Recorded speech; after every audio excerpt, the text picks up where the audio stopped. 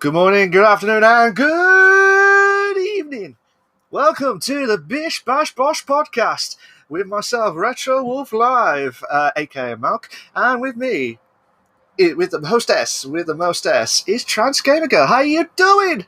I'm doing great. I have my energy drink. We are good to go. You got your energy drink because what do you think is going to happen?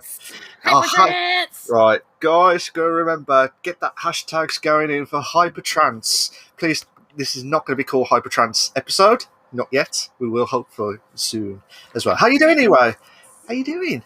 Hello, I'm doing wonderful. How are you today? Doing very well. Doing very well because it's going to be an absolute action-packed episode.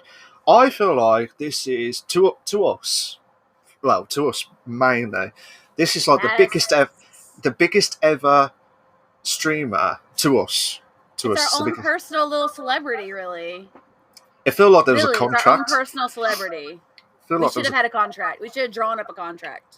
It should have happened. Absolutely. I mean, it would have been absolutely epic, and probably wondering if he would have signed the dotted line. As you said, as a clue, he is a he. As well. So basically, give it away, Milk. I'm so sorry. Well, I'll retire from all this.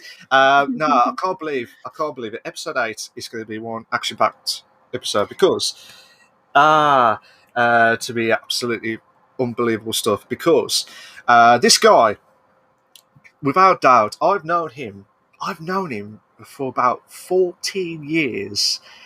14 years. That is. Yeah, that's the eyes that I've seen from you, Trans. Longer than me.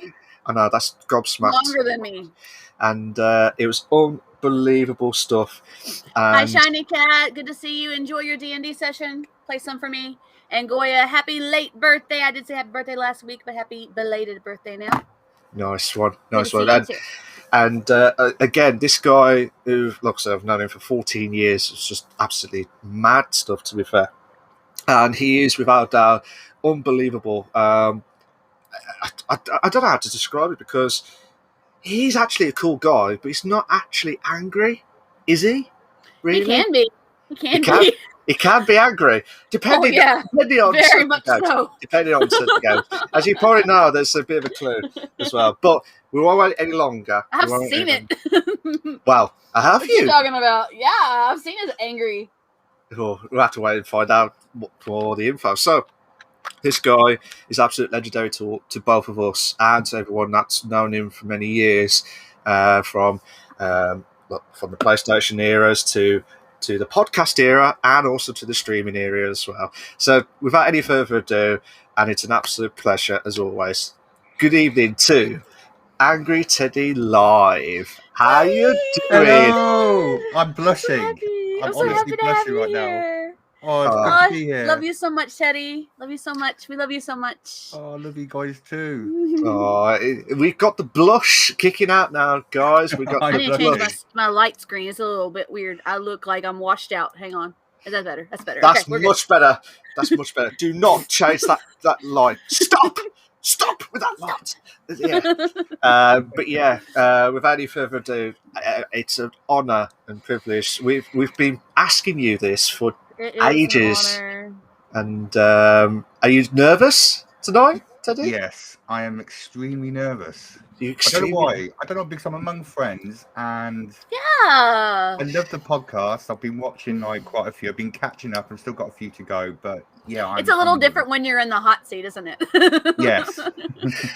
Just remember all those days. Remember those back in the day moments with the podcast. But we'll talk about that later on, Teddy. We'll talk about that. But mention about the podcast. After weeks of trying to sort it out and Trans begging me to try and get this sorted, all the podcasts will be now uploaded up to episode 6, which is on Spotify and on Apple Podcasts. I'm trying to get a few more, and there's another one called TuneIn Radio as well. So that's another one as well, and we'll try and get a few more into that list. But as far as we're concerned, if you want to catch up with the episodes that it's on our Twitch up to the point that we keep it. We're on our YouTube channels. as well. They're so all on my YouTube as well, too. Yeah. So they're all on my YouTube, your YouTube. So they're all on our YouTubes as well. But if you want to just listen to it, you want to take us wherever you're going, and you got your Spotify out, connected to your car, and you want to listen to the Bish Bash Bosh podcast and say, hey, I missed last week's episode, you can just cut us on, listen to the episode that you missed, and you're good to go. We will have episodes 7 and 8 on there soon. Right now, it's episode 6 right now. Well, 1 to 6. All the first 1 6 to 6. episodes. 1 to 6. Yes. 1 to 1 to 6. 6. That's why I had to try and yeet it. Is the right word to say. Yeet it across to try with the actions.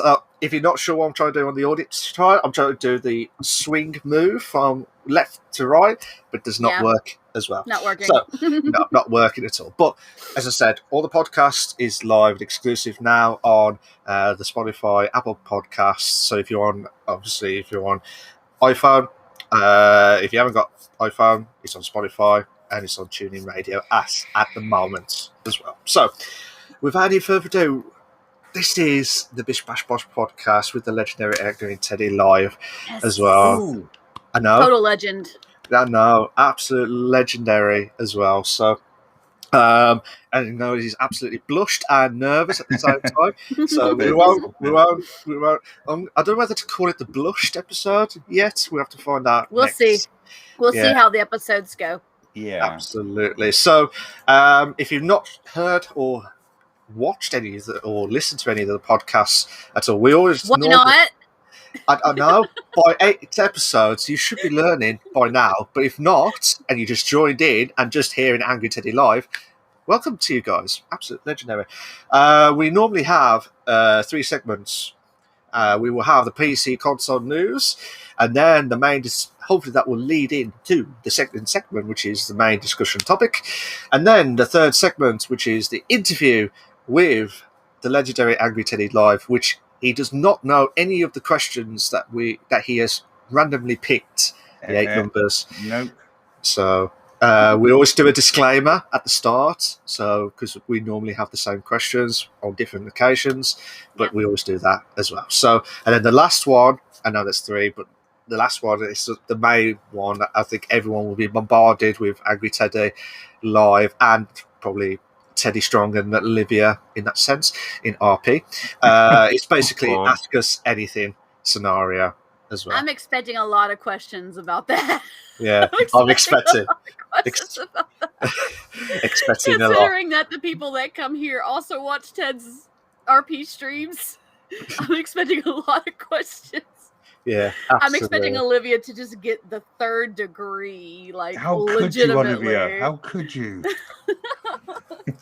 We will not disclose any more information, guys, until they ask us anything. So keep that with you guys. I'm sorry. Stop now.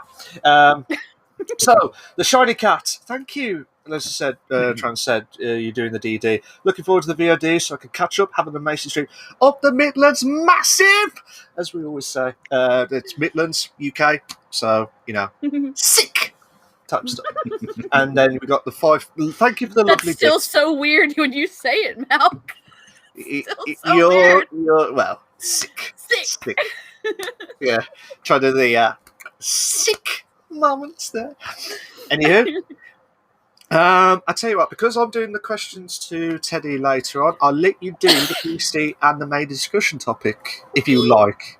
Is that all right, Chance? Yeah, I usually do the main discussion topic, but yes, I'll do them today. Yeah, that's no problem. That is no problem at all. Okay, so we're going to go ahead and get started on our first segment, which is our PC and console news. First off on the list, there is the Portal Shooter Splitgate 1.0 launch has been delayed till August as the devs are receiving $10 million to fix congested server problems. This is coming from GameSpot.com. The developer of the game is 1047 Games. The game has been available since May 2019, but since it recently became cross-play and cross-gen in July 14th, there's been a download by over 2 million people. Which has led to widespread server issues, and many players were unable to get into a lot of the matches. They did tweet out, the company did, that the server can only handle 65.5K concurrent players, so over about 65,500 concurrent players at one point. And that $10 million in cash to try and fix the issues came from venture capital firm Human Capital. Ooh, okay. The game is remaining in open beta until the 1.0 release, but some of the content has already dropped into the game on the 27th as it was scheduled to do so, because the original 1.0 release was July 27th. There are in the game, there are 3 new maps, some more customization options, mouse and keyboard support, FOV slider on consoles, and customizable controller layouts and map themes. So I've seen some people kind of talking about Splitgate in the news cards since I've been looking this up, and they're saying that, aka need more servers, got you, yeah, pretty much. And they're saying that it's actually really, really good. It's a really well-developed game. A lot of people have a lot of compliments on it. It's very Portal-esque. Okay. Excuse me, I don't know why I'm coughing. So if you like the game Portal, that's something you might want to check out. And once they get all the infrastructure issues fixed, then they'll be able to have enough servers and enough people online. Since its popularity went through the roof at cross-gen and cross-play, which usually happens with the game. So have you guys ever played? Have you guys heard about Splitgate or no? No. I personally have not heard of Splitgate before, but if it's Portal related, like back in the day, I mean, that's going to be amazing. Portal was awesome. Portal was great. Have you ever played both of them, guys? Have you played both of them? The originals? I didn't play both of them. Hang on, I'm having issues on my channel. While transitioning out a bit of the issues on the side, what was you saying, Teddy? Did you say you played both of them? Okay, we're good now. I think I played oh god, I can't remember. I think it's, oh my god, which one was it? I can't remember. So Portal was on the original PC. Then it it was like weird, and then the second one, it was like the rundown Portal. It was like the same levels, but it was like a weird, evil battle at the end. It's where the phrase "the cake is a lie" came from. Yeah. Oh. That's where it came from. Then there's a whole song about it. It's amazing. I love it. Absolutely. It's so good. I love it. But yeah, I think, I mean, personally, if as Trans said earlier on, once you start crossplay, it's like shot up to the top, and you try and with all the issues that they've had. And I can't believe it's $10 million just to fix servers as well. Oh, yeah. That game must be popping. They've got to make the servers that they have. They got to try and see if they can expand the size of the servers that they have and add more servers as well. So that's probably what they're going to wind up doing with that money. And it's all going to be infrastructure related to upgrade their technology so that they can handle enough people. So absolutely, and that's just mad. It's just like paying $10 million just to fix a few servers because of issues with a game. That technology's not cheap. Come on. Well, I know. Not. Well, true, but it's just especially today's technology. It's certainly not cheap. It can be annoying, isn't it? Because especially when it's a popular game, and then you get moaning customers or moaning gamers to say, well, why has this not been fixed? The servers, why is it not being fixed? And then you'd be like, well, because we have to fix our £10 million congested servers issue first, then moan at us if it's not working properly afterwards. Well, I can understand why. I feel like Warframe's going to pop off since it's going cross-platform as well and cross-generation as well. I didn't know that. Warframe is going cross-plat. They're working on that right now. That will be good. That would be good. Absolutely. What was you going to say today, sorry? I was going to say, because basically, I don't think they expected the game to be as popular, did they? That's probably why they're spending so much money. So they released the game and they're thinking, hey, this game is popping. So I can understand why, you know what I mean? If it was like meant to be a big game, if they knew it was going to be big at the start, they probably would have sorted it. Yeah. Well, it went 2 years without anybody really noticing it. And they're like, oh, okay, well, we'll make it cross-platform for our players. And then everybody's like, oh my gosh, cross-platform. Oh, like Among Us, pretty much.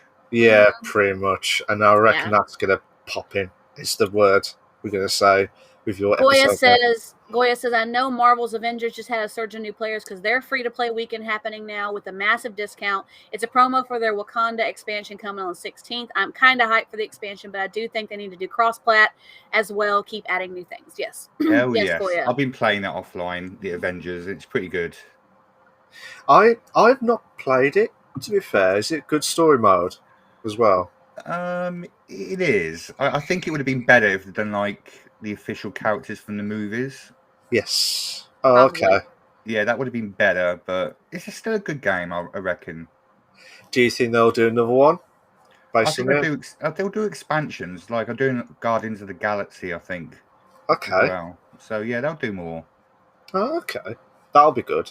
That'll be good stuff as well. So it'll be interesting to see what's going to happen in the near future as well. So, coming back to the Portal Splitgate saga, Splitgate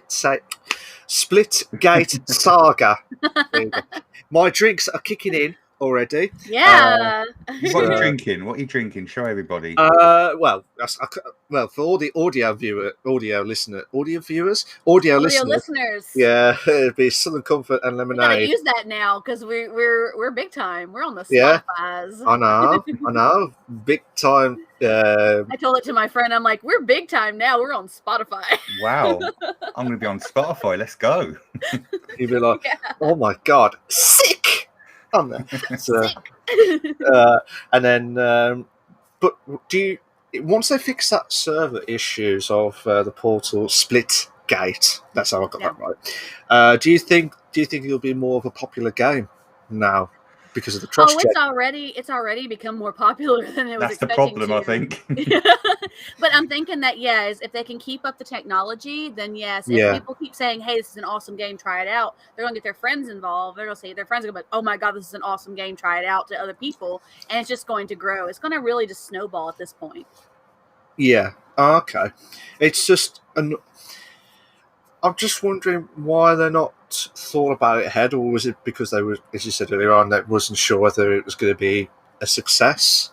Do you know what I mean? They probably didn't think it was going to be a success, and like I said, they went 2 years without it being an issue. So, I mean, when they released it, they are still in open beta. So when they released it, they probably were not expecting it to get to a point when they did cross-platform that they would be able to have to do this. Yeah. But I mean, they really are like, it probably just kind of came out of nowhere and hit them, blindsided it. And especially if they're a smaller company, which I can't remember if the article said they were, especially if they were a smaller company, then they definitely probably didn't expect it to be this crazy. So, yeah. Well, Goya says he was talking about Avengers. They do have movie tie costumes. I just got the Black Widow white outfit. Just look how Among Us did with their boost in popularity. Yeah, that's what we said. We related it to Among Us. Yeah. Yeah. Nice. Have you got any more queries about the Splitgate saga? Not Splitgate, but I got another update on the ongoing saga with the Activision Blizzard lawsuit. Oh. I have 2 updates from this, by the way. 2 updates. Oh. And a little side update that I didn't catch until like today, but it was actually posted like 2 days ago. First, we're going to include it all kind of into one little segment because there's a lot going on with that. If you're not sure what we're talking about or have been living under a rock for the last week and a half, that's possible too. There has been sorry, what? No, if you've lived under the rock for a week, yeah, it's fine. It's fine. It's fine. It's fine. Activision has been hit with a lawsuit due to its frat boy culture and discrimination and sexual harassment issues that it was having. There are a lot of articles about this. If you want to look it up, I think the one we referenced last week came from Bloomberg Law. That was the first time I'd seen it, and then after that, everything had it on there. PC Gamer's talking about it, IGN's talking about it, everybody. This first particular update comes from PC Gamer. Okay. And Ubisoft employees have said they've had enough of empty promises and offer solidarity to the Activision Blizzard walkout employees. Oh, okay. They just staged a walkout. Nearly 500 employees from Ubisoft wrote an open letter to Activision Blizzard employees that were participating in the walkout in response to the alleged discrimination and sexual harassment within the company. The letter, I'm going to read this. This comes from the letter that comes right off the article. So if you guys want to look at it, you can. If you guys want to look into more of this, I'm sure you can find it everywhere. The letter states, and I quote, "To the workers of Activision Blizzard, we hear you and want to loudly declare our solidarity with you. Over the past week, the game industries has once again been rocked by revelations that have long been known by too many of us. Revelations that a year ago many were hearing about Ubisoft. It is clear from the frequency of these reports that there is a widespread and deeply ingrained culture of abusive behavior within the industry. It should no longer be a surprise to anyone, employees, executives, journalists, or fans, that these heinous acts are going on. It is time to stop being shocked. We must demand real steps to be taken to prevent them. Those responsible must be held accountable for their actions." So they're standing behind 100% with Activision Blizzard on the employees. In addition to that, another update on it, and we'll talk about this all together in one. Okay. The next update I have comes from IGN, and the former Blizzard developer of ArenaNet Undead Labs former Blizzard developer and ArenaNet Undead Labs founder, Jeff Strain, has said, quote, "We need unionization." He has advocated for unionization within the games industry and has invited his employees to unionize with his endorsement. Strain has said that the recent lawsuit did not surprise him, and even in its history, Blizzard's company culture led him to leave and co-found ArenaNet. He says that the stories are not new, and he's heard them over the course of his 25-year career. These have been a constant cycle and chronic issues within the games industry. The full letter that you guys want to see it is found on IGN.com. All you got to do is look it up and do that title, former Blizzard developer and ArenaNet Undead Labs founder, we need unionization. It's probably one of the top cards, most likely. If you want to read the whole thing, those are just excerpts from that letter, and they did give him permission to post that on IGN, so they got that with the proper through the proper courses. The last update I have is not on this page, but it's a quick little addition. One of the people who was really bad about the discrimination, I think it was, what was it? It was something Alfonsovi, something like that. Okay. Did get verified that he was fired during these investigations. They did verify that was a thing that they had done. So that's just a little side note on there. So there's a whole bunch of stuff coming up. Like every day there's something new popping off. So if you want to see what's going on with that, you can look at all the channels. I think that also came from IGN as well, I think. One of those channels, but I'm sure it's on the other ones too. Quick updates for the people in my channel. It does say that Joya said, didn't they just hire a union busting firm? Yes, we're going to talk about that in just a minute. Luke says, I've seen the moist critical video in this issue. It's so messed up. How hard is it not to be a creepy asshole or an incel to women employees? I completely agree with you 100%, Luke. Absolutely, and as I said my points last week. It was just a total disgrace. We stated our point last week about that. That's why I didn't want to beat a dead horse this week. No, don't be silly. I mean, it's just at the end of the day, it's just really bad from them because, as I said, we all want to. I feel I want to see equality because we want to see equality for. There's a reason why women don't go into the game industry, and a lot of it has to do with this. And the women that do, yes, they're women that do. They have to deal with this. They've had to deal with this for years and years and years. So, I mean, it's a good possibility that that deters a lot of women from the gaming industry. And if things can actually get changed and get fixed and resolved, and they can handle this. And you asked last week, do you think that they'll be able to come back from this? And I said, it depends on how they handle it. Yeah. And Goya is right. They did just hire a law firm, but the law firm is known for busting up unions. So there's frustration about that as well, too. So there's a whole bunch of frustration going on about this topic, and all kinds of points have been made about it. So. Absolutely. And as I keep saying it every week, I think it's just a disgrace from them, and then what was it? A 2-year investigation, from what I remembered last week. A 2-year investigation. Then all of a sudden, it's like a bus. You wait for one, and then all of a sudden, bang, bang, bang. Everyone's going for it. But we've got Angry Teddy joining in. So what's his thought? What's your take on this, Teddy? Yeah, I mean, when I read the article, I was a bit shocked. I just can't believe it still goes on. I mean, I know it goes on in a lot of industries, not just gaming, but yeah, it's terrible where there's not equality among these sort of companies. And I'm glad there's other companies in the gaming community which are coming out now to support everybody. I think that's important.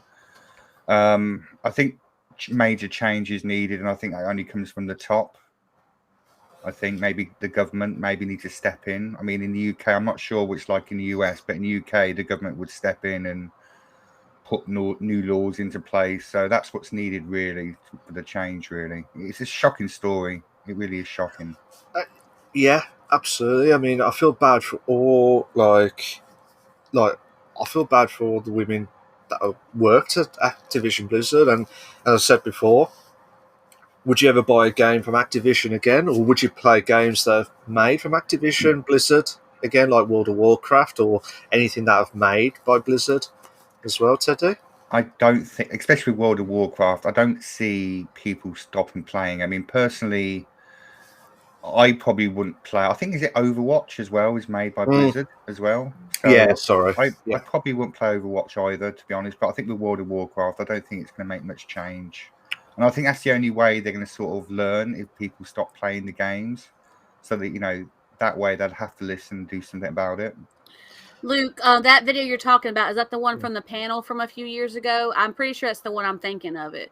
And I think I mentioned that last week. The video from the panel it's really upsetting to see the way that they talked to that girl at the convention panel. Really, they didn't stop. It was crazy, and they're making it seem like a joke. But like we said last week, there's a point when a joke ends and it becomes a problem. You know what I mean? Yeah. And and honestly, you were asking about, for me, it's really big because I play, Modern Warfare, and I've played WoW, and I've played Overwatch, and I played a whole bunch of games from Blizzard. And I actually was excited to go to BlizzCon not too long, a few years ago. But yeah, I didn't go, but I wanted to go. I wanted to get tickets. But so yeah, I mean, for me, since World of Warcraft was a big part of my online gaming life for a good portion of college, I mean, it's kind of disturbing for me to think about that. It's the recent one addressing everything. I haven't looked at that one. I will check it out, Luke. Yeah, so it's a bit shocking, and it's just awkward, isn't it? Like, you think, oh, was that a Blizzard game? Nah, mate. You heard about the story of those? Nah, don't bother, mate. Just don't buy it. I said, I think it's really going to come down to how they finish handling this. What they do to make it better for the employees and for those who have been affected by this. And I think that's really what's going to, if they want to save their reputation, that's how they're going to do it, in my opinion. I do agree. Like I said to you, like how they would come back. But then my confusion is, and I don't know if I said this last week, but my confusion was, why is it took an investigation for 2 years behind the scenes to not someone step in and moan about it? Exactly. You know what I mean? That's what's the confusing part as well. Would they been bribed? Or, I don't know. I'm just saying as an example. Would they been bribed or something to stop them from not? They're probably been under the carpet. I think that's what they're probably. It might have also been an issue where they were trying to go undercover, like somebody came as a Blizzard worker and was checking out what was going on in the culture. That's possibly a thing as well, and they didn't actually go public with it until they finished the investigation. Because they didn't want to raise a panic amongst the employees, or they didn't want to, raise a panic amongst the general public for the company. So that's good a possibility as well. Sometimes they'll do that when they do an investigation. They'll do it in quiet at first to see what they can find out, especially if they're going undercover with it. They don't want to raise suspicion about this. They want to see, we've heard rumors about this. Is this true? We want to be in the situation so we can find out. Goya said, I support creators, not companies. You do need to learn how to separate art from the artist as well. But it is hard because playing and buying stuff helps the creator, but it supports the company as well. Very true, Goya. Very true. Yeah. Absolutely. Luke also says it's a hard situation for WoW streamers. It's practically their entire career. They can't simply switch games because their entire fan base is built on that game. They can't just switch games because a lot of their audience would be lost. Yet there are assholes on Twitter saying that these content creators should switch games because of the situation. That's all based on opinion. That's my thing about it. Yeah. I mean, we all have our feelings on it. And yeah, we're taught that harassment and sexual harassment, especially, and discrimination is not correct. It's not right. But, Absolutely. and some people just take it too far with, saying, this is wrong. Why are you playing this game? Those are the ones that really, get up in arms about it. They're I don't want to call them radicals, but the ones who have like radical opinions about it. You know what I mean? Yeah. I believe in standing for what you believe in, but it's not fair for you to tell someone else, hey, you need to stop this when you don't know what's going on with them. Yeah. Like you said, Luke, that's their whole fan base. What are they going to do? Yeah. Absolutely, and I do agree. And it's just, I'm just, really gobsmacked and really shocked. Like, is this going to be happening? Another question, actually, for you guys. Like, I know it's a little bit off topic, but do you reckon other companies have had the same issues in the past as well as Activision? It's been told. It's been admitted that it has. Ubisoft had issues with this about a year ago. Rockstar Games. Riot's had an issue with this in the past. Lots of companies have had this issue. Yeah. But do you think like some of the companies that have done? I think some of them have stepped up and said, "Look, we're sorry about this," but try and make it not public, like what like Activision Blizzard with the employees. But then I'm still that's what my confusion was. Why is it like all of a sudden not being told at the time? Because obviously it could be someone working in investigation. I think this is like a straw that broke the camel's back thing. Like, it's been an ongoing issue. It's been continuous. A lot of companies have dealt with this. A lot of employees have dealt with this. The companies have handled it on their own terms. But the way Activision has handled it has not been appropriate.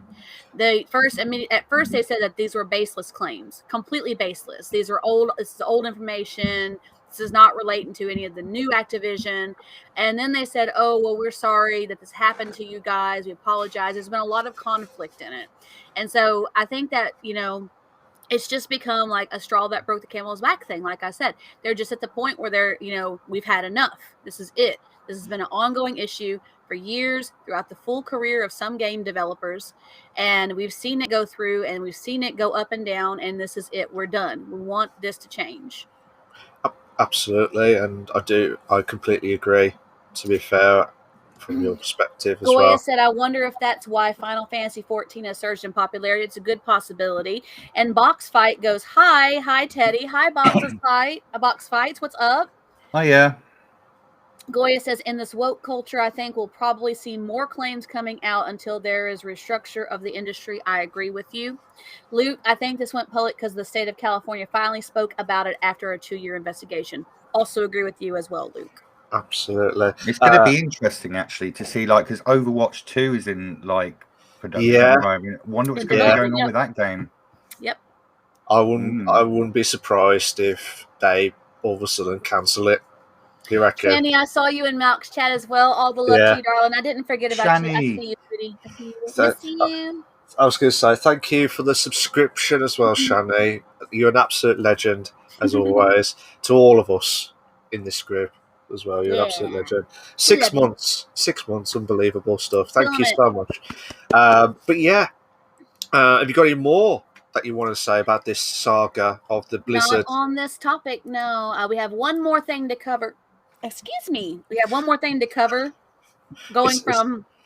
Sorry, I had to burp. I'm sorry. How could you? How could you? In this situation, in this podcast. I didn't mean to ruin it. We have one more thing to discuss in our news segment today. This is not really a notes thing. This is just an update for everybody. And if you are following this, you probably already know Halo Infinite did release a gameplay trailer. Ooh. So really? That is something to look for. I was informed of this by my friend. Also, I was like, oh, that's so cool. And so I looked it up, and there's a whole bunch of videos of people playing gameplay on Halo Infinite. There's also there was actually a thing that they did showing the gameplay. He says, I haven't seen the video. I saw some other videos, which looks really, really good, by the way. I haven't seen the particular video he was talking about, but he says that some of it doesn't look like normal Halo, like normal futuristic Halo, but some of it looks really cool in futuristic Halo, and the gameplay looks pretty awesome. So that's what he told me. So I was like, let's go. Gameplay trailers, we love those. We love those, and then we find out what you saw the trailer. That's what the story mode does, as well. And then you're thinking, oh, is that it? Is that the story mode? Yeah, that's fine, mate. You've completed it. All the love to you too, Shani. Love you, love you, love you. Oh, hey, Angry Teddy. That's from Shani XB. Hey, Shani. Oh, legend as always. So. Just a bit of a recap from the Halo Infinite. If you did not catch up, check it back. But if you want to have a brief overview, this is the first game that Halo's come back. But they'll say, if I remembered it right, they're not going to make another Halo for the next 10 years. And this is going to be free to play, and they're going to use his live service. So correct. Yeah. So, see, you're on the ball tonight, Trans. I have my energy drink. That's why I'm on the ball. Well, I'm glad you got your energy drink. I've got my Southern Comfort from my energy boost. Hype trance. Right. Please do the hashtag hype trance going, because that will be absolutely epic. Or energy trance. Or that. Can you imagine energy that? Trance. I like that one. Will that be super? That'll be super.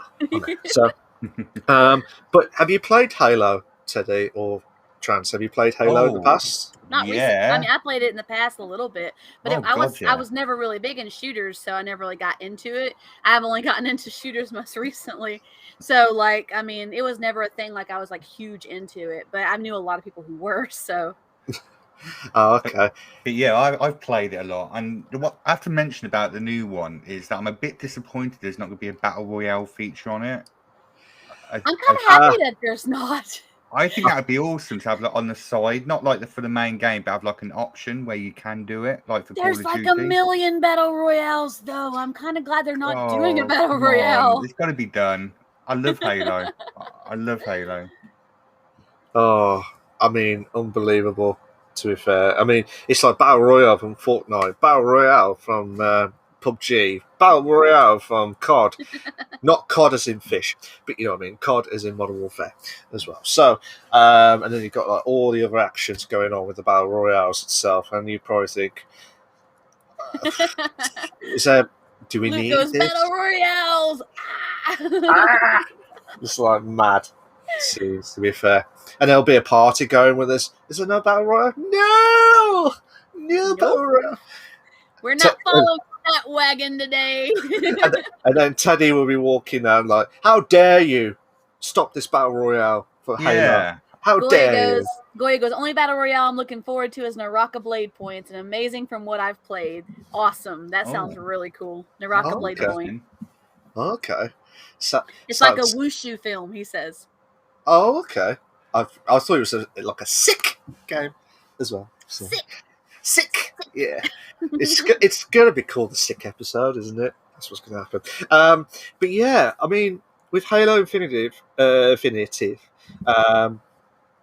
the I haven't seen the trailer, as I said, but from what you're trying to explain earlier on, I think it sounds like it's going to be absolutely awesome type stuff. Awesome. Yeah, so Warzone is dying because of hackers for some time now, too, while Apex is gaining more popularity. So I guess people are trying to go back to Apex. I haven't played Apex. I mean, I haven't played Warzone much lately, but that's because I've been doing other things. Yeah, I've been making a story. This is what I've been doing. Making a story. Ooh. I'll have to wait and see what's going to happen. So Ben was so mad at me for not going to his channel last week, Malk. He was like, "You haven't seen all the cool things since I became affiliate." I'm like, "I'm sorry. I've been busy RPing." That will be discussed in the Ask Us Anything scenario. GKRP. Yeah. We'll have to wait and see what happens. I'm expecting it. I'm sitting tight and waiting on it. Definitely. There'll be at least someone's going to ask. Well, if not, I will ask to be fair. So, have you got any more from the PC console news scenarios? No. Is it for that today. Hey, look, Malk. We did it in 42 minutes. Let's go. What? Well, give it chance. Give it chance. We're about to get off track. Yeah, we're going to be off track now. You've jinxed us now, so I'm blaming you. No. So every week, so good. Every week we are trying our very, very damnest hardest to try and make sure, well, not what anyone's thinking of the hardest, but damnest to try and get into the 2-hour mark of the podcast. We do apologise for all the streamers itself. We did put a disclaimer on for Teddy to make sure that he's okay for the 3 or 4 hours. We're trying really hard to keep it under 2 hours, guys, or around 2 hours. We're trying to do 1.5 to 2 hours. That's the goal. But as you said, it was absolutely epic because it's good to have the different off topics, and it's good to have all different people talking about different things at the same time, and it's all good because, and I can't stop saying it's all good because it's all. Everything's awesome. Okay. You ready? Goya says no food talk this week or doggos. This is true. No food talk, no doggos. We're going to try and keep it to the point. And Luke goes, I basically am Teddy Strong's angel on his shoulder, so I may be investigating some things in the Ask Me Anything. Oh, dear. Oh no. Oh, my God. Definitely want to see how it goes with that scenario. But tune in next week on the RP's episode. No, don't do that yet. So, not yet. Not yet. So, as you can see, or for the guys who are watching the stream, for this next one is the segment 2, which is the main discussion topic. So this should be leading up to the main one from the discussions that we have had from the PC console news. If not, it's not.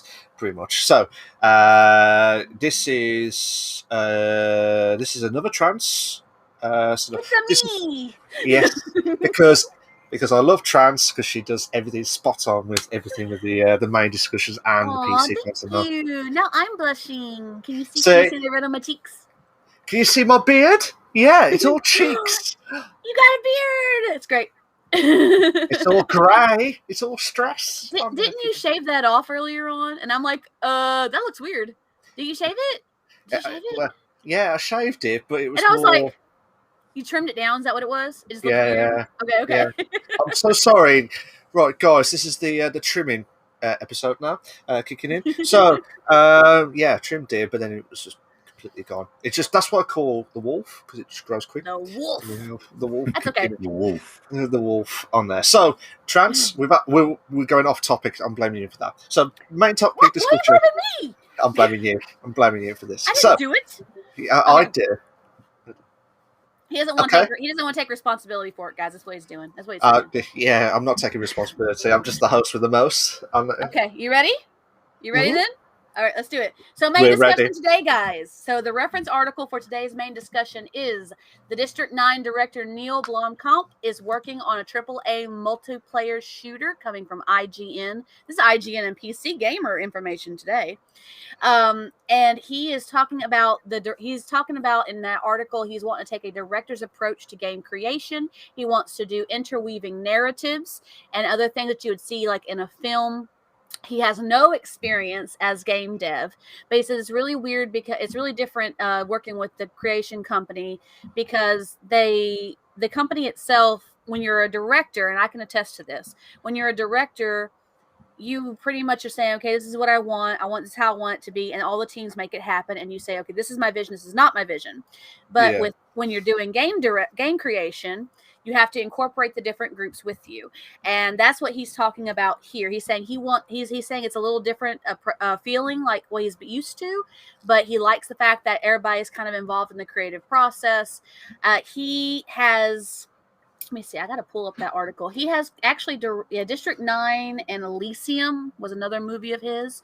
So he's actually pretty well known, and he's joining the game company to do this AAA shooter. There's not much information on the shooter. The article itself is mostly about his experience, his feelings on it, and how he's looking at the approach. Yeah. It came from, that's the one I came from. The IGN one. Here it is. It came from IGN. He makes a comment in the article saying games will become what films were in the 20th century. I want to have a home base in the creation of games for a really long time. He said that he directed District 9, Elysium, and Chappie. And the company that he's joined is Gunzilla Games as Chief Visionary Officer, is what he's doing. So he's talking about how it's something he wants to, the difference in directing a film is what I was talking about, is not acting like a single point that guides the creative team. It's making sure that you're integrated into the team in a real way, like I said. I come in with a very definitive point of view, but it has to work on 2 levels. It has to be accepted by the greater team as the right creative direction to go in. And it also has to be, first and foremost, something that can integrate into the architecture of gameplay in a way that's beneficial to the game. He does have a long-term role with the company, but his sole focus right now is on its debut. They have not given any information on it. We just know it's a AAA multiplayer shooter that they're going with right now. And he's saying that... He says that, oh, there's something on here. Oh, he's talking about like his movies and stuff. So I was looking at this. I've read through it earlier, but whatever. They asked if he might compare his narrative role to that of George R.R. Martin on Elden Ring, with the author providing the foundation of the game's world and the development team finding a story to tell within. This comes straight from the article. His response is simply, "You're thinking the right way." So that's what he's looking at doing with this company. So, as an interesting topic of discussion today, what do you guys think? Y'all saw the suggested points of discussion. If you guys want to hit those points, that's fine too. If you don't, if you want to talk on something completely different, feel free to do so. But what are you guys' thoughts on this ideology? I'm going to go straight into Angry Teddy to discuss this as well. So no pressure. Start with you, Teddy. No, I'm quite what's the word? I'm quite happy about it because I know for a fact there's been a few directors already who gets involved with video games. I think J.J. Abrams got involved with a game called Sky Jinx. I think. Oh God! I think was it Sky Jinx? I think it was. Can you imagine if it was called Skyfall? Yeah, Sky Jinx. Yeah, I think. Hi, Gaming Wifey. But yeah, I think it's a good approach. I'm surprised not many other directors have sort of gone down the same route, to be honest. But yeah, I'm excited. I'm really excited for this game. There's not any information on it. They're keeping it all on the hush hush. So Luke says it's very ambitious. Do we think this is something that would be like feasible? Is this going to be like? Do you guys think this might be where the future of gaming might go from now on? Like having directors come in with narratives. Do you guys think that might be something that might change, might become the new direction for gaming companies? Watch this space. I reckon in the next 10 years, I reckon Disney is going to be doing it with both their Pixar movies and for the Marvel movies. I think they're going to be doing games scripted to go along the line, like within the same universe. I reckon they're going to be doing that next 10 years. Would you reckon a prequel or like a sequel that will build in to the themes itself and try and push on massively to link back? Because the way they did the Marvel as well, like how it all links back. And what interesting mentioning about Disney as well, is it Pixar as well? That like with every other Pixar movie, there's always a reference from the other movies from Pixar as well. It's true. That I did not know that until there was like a article. You didn't know that? Oh wow! Well, I didn't know it at the time, but I was just watching it and I was listening to like looking at the document, wherever it was, because I'm completely gone. Pretty much looking at the scenarios, and I was like, "Oh, okay." I noticed there was some references back, but I didn't realise that I don't know whether they were trying to link the whole thing as like one. It's supposed to be in one universe, is what it's supposed to be. Yeah. Luke goes Toy Story MOBA Kappa. Yeah. Lol. I reckon they will. I reckon they'll get big people, big directors to do like Disney stuff. I'm pretty convinced they'll do that. Yeah, and like he has no experience as a game dev and anything like that. What do you guys think? Do you think it's going to actually help him or hurt him in a way? How do you guys feel about that type of take? Because he openly admits he's not familiar with gaming. He is familiar with directing, but he's not familiar with gaming. Personally, I think that might give him a bit of confidence to start off with, because trying to understand the concept. Once he's done one, he'll know what to expect in the near future if he ever does become successful after the first time asking, which I don't think it will ever happen. Because have you ever seen a company, or have you seen any issues where a game has had no bugs at all in a game? Never. No, but never. No, but what I'm saying is, it's like, have you ever had a game that you bought and you think, right, this is perfect, no issues? Do you know what I mean? That type of stuff. Do you know what I mean? And coming as a director to experience like his own aspect of the game, or aspect of what his vision of the game that he wants to see, I do think it's a bit challenging at first. But if he nails it spot on, I reckon he could put in the big bucks, or the big pound signs, should I say, for us UK fans as well. Luke says, "Welp, if it's like Detroit Become Human style of writing as an immersive shooter, it could be good." I agree with you. I'll give my points on this. I was asking you guys y'all's opinion. I personally think, and this comes from somebody who loves playing RPGs, by the way. Like, I'm all about cinematic trailers, and I'm all about cinematics, and I'm all about, immersing myself into the story and really becoming the main character and really taking on that story of that character. So I love this idea. I think this is amazing, especially at doing it for a shooter, because shooters, well, not all shooters, but so many shooters can turn into nothing but, based on the hack and slash fight, kill everything type mindset. Absolutely. I think it's really cool that they're adding an immersive storyline to it, and they're wanting to take it in a movie approach. As a film student, when I was in Florida, I loved learning about, the parts of the direction and what goes into making a movie, because there's so much that happens to make that movie, to make you lose yourself into the story, into that world, and really become one with those characters in that show. I mean, think about some of the most amazing epic movies in all of history. Let's say Lord of the Rings, Harry Potter. You relate to those. You relate to those. Even the Marvel movies, you relate to those characters so much because the director makes you relate to those characters. The director makes you feel what those characters feel, and the fact that I love that he's helping with the shooter and making this really cool idea of making you feel what the characters are feeling and showing you his creative vision and adding gameplay to it. So that's how I feel about it. That's me. I think it's awesome. And I do believe that if this goes off, if this goes crazy and it becomes super successful, that I'm with you, Teddy. I think more companies are going to get on this train. They're going to be like, oh man, Gunzilla did this show with this guy, and now he's going to, he made this amazing game, and people are loving it. They're loving the story, and they're loving the immersion.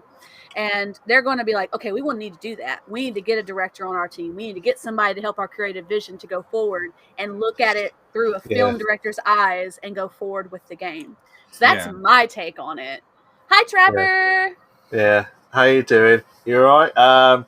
But yeah, just catching some of the message. Gaming Wife says, I love about that Pixar that was mentioned about the Pixar. Yeah. And Trapper says, damn you, Mal, hydrate, damn timer. Yeah, I thought of it 2 steps ahead, Sunshine. Because Luke told me, he goes, hearing your points you like about games, the Red Dead Redemption 2 story is perfect for you. Okay. The best ones, RDR2. the best ones I've seen that I would love to have had built as a movie. Like, I know we do it from a director to the game itself, but I've seen some great games like The Last of Us. Oh, I was going to say that, yeah. Last of Us, Uncharted, they all come from Naughty Dog, which, in my mind, I feel like if they've had a director there, Oh my god! Wow. Can you imagine if that was epic? What they've done, also as well. Outriders, like Outriders has a great story, and can you? And if any of you has played that in my chat or in yours, if you can imagine if a director had a hand in creating that story, can you imagine how much more amazing that video could be? I'm sorry, I'm stuttering because I'm so excited about this. Luke said, I mean, in a way, Rockstar Games already did something like this, except it's open world, right? Probably. You're probably right. I'm not sure exactly what you're talking about, Luke.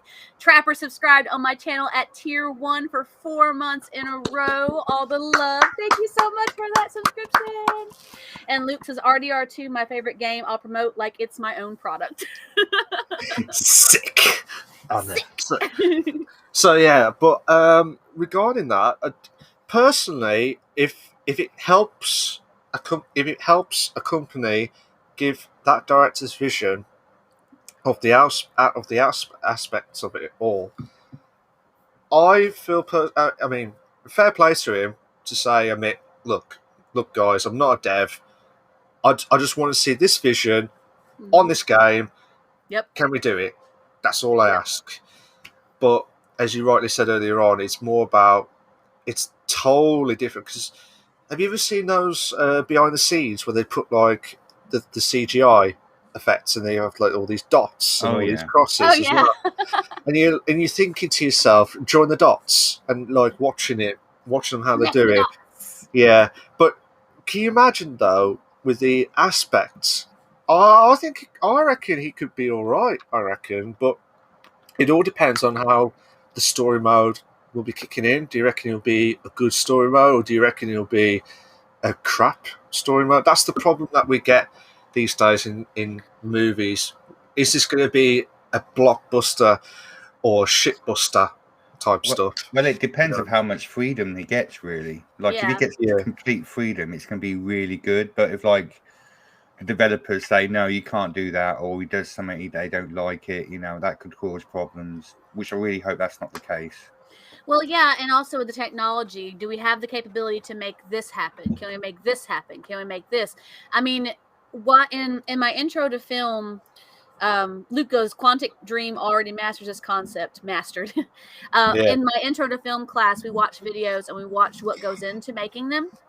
And I think one of the videos we watched was for, what was it called? Oh, man. It was... No pressure. We'll do a countdown. I'm trying to remember. It was Bruce Willis, I think. And but it was futuristic cyberpunk. Oh yes, I know that one. Yes. You know what I'm talking about. Yeah. And there was a lot that went into making that world with the production company. Even the people who were creating the scenarios were creating the scenes and the costumes and all that stuff. There was a lot of stuff that went into that. But I mean, with a game, you pretty much have all that stuff at your fingertips, right? You're like, okay, do you want this character to have this type of character, this outfit, this outfit, this outfit? Yeah. The question is, how is the world going to look? I have not seen the movies that Blomkamp has done yet. District 9 and Elysium. I know they're big movies. I know the names, but I have not seen them. So if he takes that direction and he kind of gets that vision and uses that, feel, and if they're that good, he's going to be a major asset to Gunzilla in this production of this particular game that they're making. I mean, I really feel that if it goes off well, like I said, I really feel like this is going to be the way forward. Like, more companies are going to want to do it, and I think that, that narrative, adding that narrative into the story is always amazing. Like I said, I'm a big person for cinematics and storylines and all that stuff. I love that stuff. So it's huge for me personally. Absolutely. And I think it could be a good way to help the devs or to help the company more. But as you rightly said, it all depends on the freedom of that person. Yeah, that's true. And it's like saying, Teddy, you could be a director of your own movie in RP, GTA, the Teddy Strong and Olivia as well. Can you imagine that film? God. Can you imagine that? Can you imagine in that film you would direct? It'd be called Love Story. The love story. Yeah, that'll be the love story that we'll discuss after as well. So, but you're the director, and you come in as a director to join into a company, the gaming company. How's your thoughts of it? Do you feel under pressure to say, can I do my own thing, or can I not do this and that? Do you know what I mean? Do you feel like pressured as well? I suppose I would feel a lot of pressure because obviously I haven't got any experience. But like if you're an actor in the RP world, you'll probably sort of like love it, and you could probably guide it a bit more. Yeah. I think a director could have fun in RP actually as well. To be fair. Mm-hmm. Well, Luke had a quick said, like I said before, Detroit Become Human is basically the concept, except it's not a shooter. It has an amazing storyline and could literally be watched as a movie, so it is definitely possible. Many of the film's footage would be the shenanigans happening at the front doors of the hospital. Yes, that is very true, Luke. There's always something going on at Pillbox, always. Yeah, absolutely. But do you feel like there'll be a lot? I know you said that if this could be successful, I know Teddy said if Disney could produce the Pixar and the Marvel scenario, do you think there'll be a lot more from all the directors' side to put their inputs? Absolutely. Just because think like the world's changing now. Like you watch movie stuff, like cinema stuff in your own home. Yeah, so I think like gaming is now like because you're at home gaming. I think it's going to really move like movie developers to move into gaming to sort of like make more money. I think the future's looking bright. I think gaming is going to come a long way in the next 10 years, and hopefully more movie directors will get involved and movie companies and all that. Absolutely. Dan says, had my fun trolling you both. LMAO, have a great stream to you all. Dan, if you stick around, you'll have to ask us anything, and you can apparently join Luke in grilling me about the story for GTA RP. Awkward moments as well.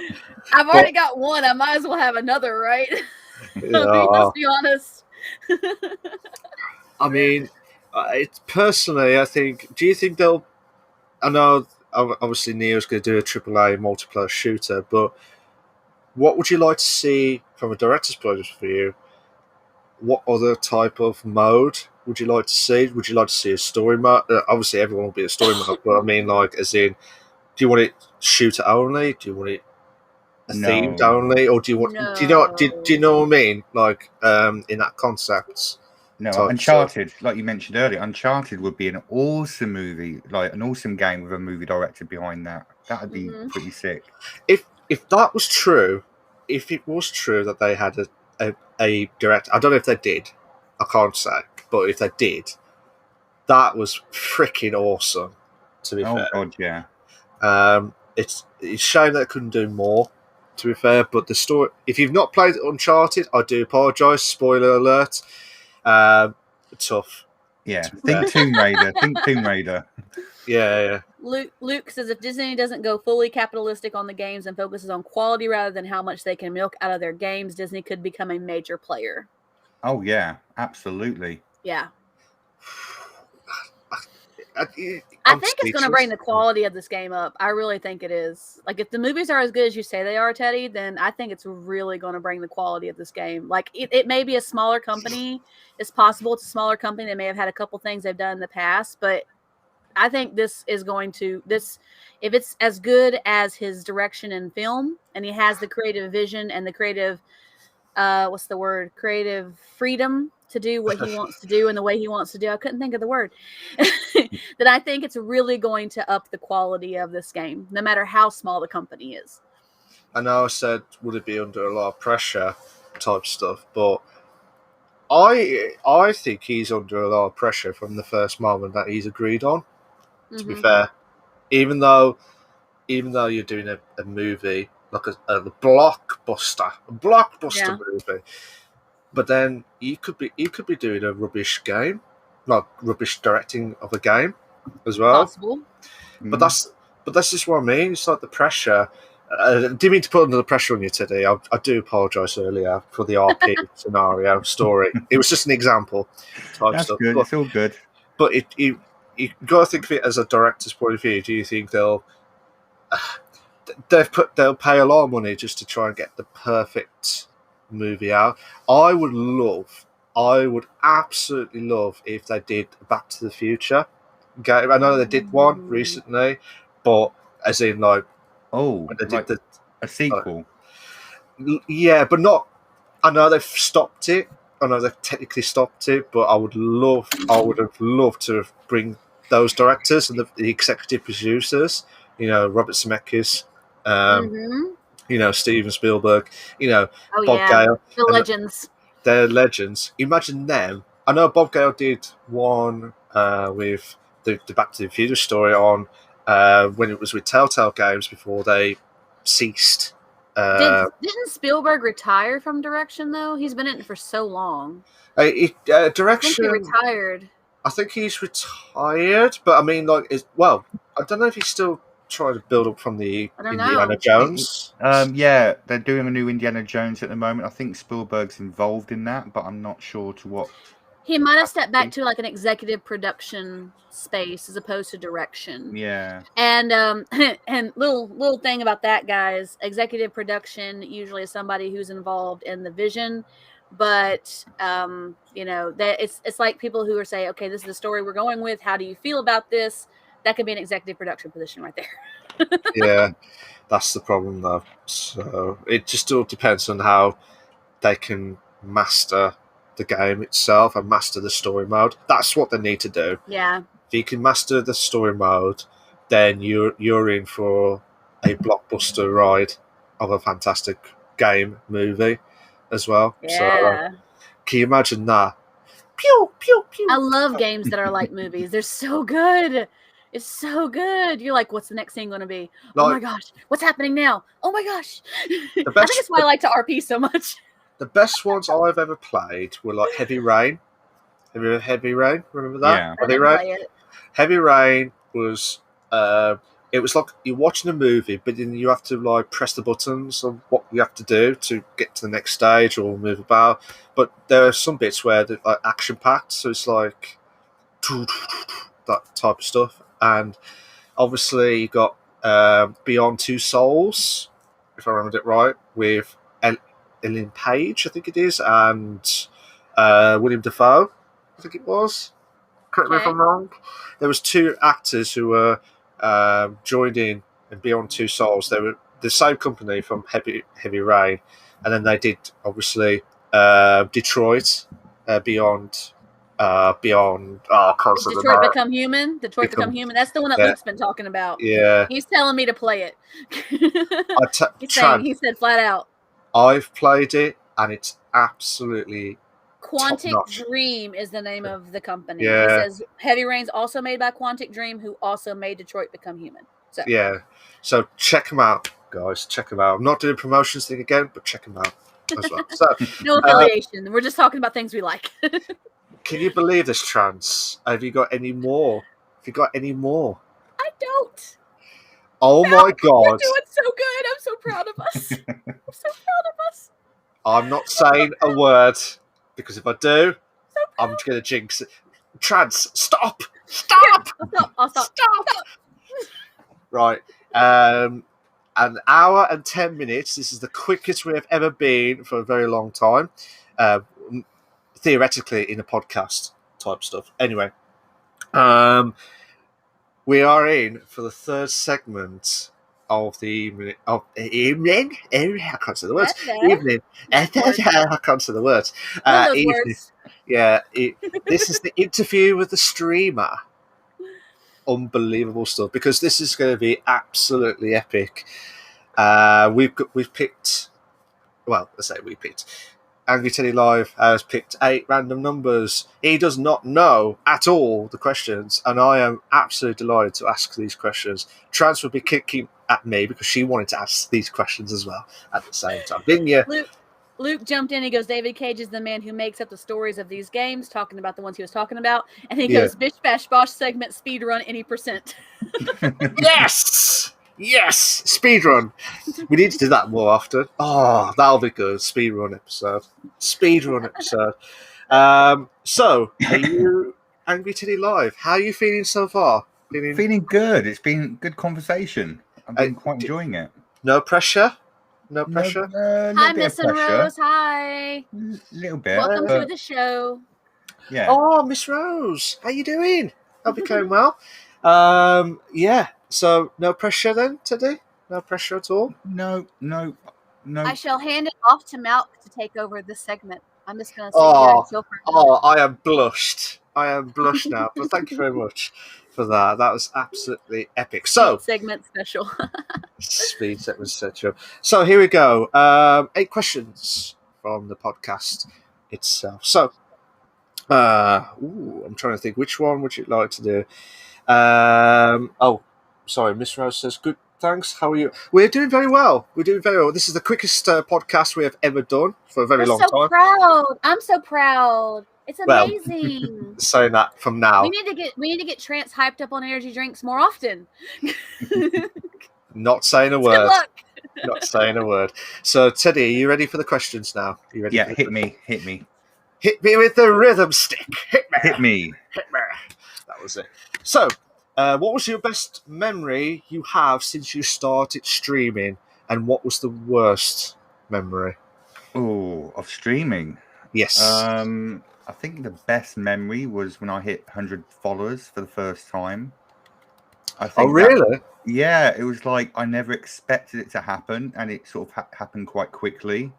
Okay. And I was like, I think that sticks in my head because I never thought I'd get to that many. Like, I definitely don't think I'll get to as many I've got now. Yeah. But 100, like, I'm so proud of you. I'm so happy for you. Thank you. It's all that hard work and determination and all the. I don't like the word grinding. Is the grinding Should we the word? tell them what we're talking about? Should we tell them what we're talking about, Milk? We're excited for Teddy. Yeah, you can. So if you guys didn't know, and I hope you do because you guys can celebrate with us, you tweeted it out, right, Teddy? It was a tweet? Yeah. He tweeted out that he just recently hit 1.2K followers on his Twitch channel. I'm so happy for you. Thank you. It's like, yeah, 1,000 unbelievable Shanny stuff. with the hype. I love it. Hype galore as well. So, did you say you had any more good memories or worse memories that you had? A lot of good memories. I think the 100 followers is probably the biggest. I think for bad memories was like when I came back to streaming, like I had some issues outside in personal life, and I was talking about like mental health stuff, and I think I had a few trolls in the chat, calling me a nut job and things like that. That's probably the worst memory I've got. I think that's the worst experience with trolls I've had. Okay. But you want me to beat them up for you, Teddy? You want me to hunt them down and beat them up for you? Yes, I will. Get Olivia the gag. Olivia will do it. get the bouncer. It would be good. Olivia would kick some ass. She would. Yeah. But yeah, it affected me a little bit, not too much. You just sort of expect it when you're streaming. You have to take the highs and the lows. But I think that's probably the worst memory I've had. I mean, I don't know whether that happened in the early stages of your streaming career or anything like that today, but at that point, you get that everywhere with the trolls, and they're just proper idiots.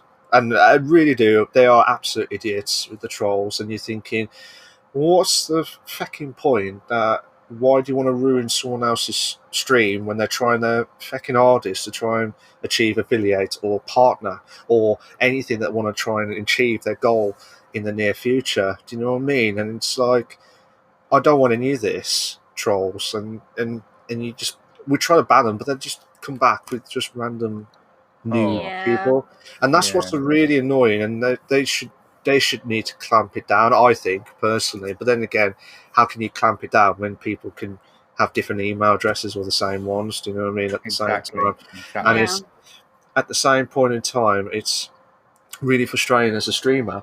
But at the same time, I always think just tell them to, piss off, pretty much. Do you know what I mean? Luke said, I was there when it happened. Entire chat was follower alerts for 30 minutes straight. Yeah. Yeah. And he also said, I can relate. I almost burned myself out this year with school. It happens. It happens. It happens. You know. I mean, we're all human. We're all human. Absolutely. Mm-hmm. Right. Forget the worst. Let's bring the best this time. Best. The happy moments. Happy moments. Miss Rose says GG on the 1.2k follows and hype, absolute hype on the chats itself. So that was one question. That was not two. That was one question there, Teddy. So don't pressure. Okay. You probably think, was that two questions already? That was unbelievable.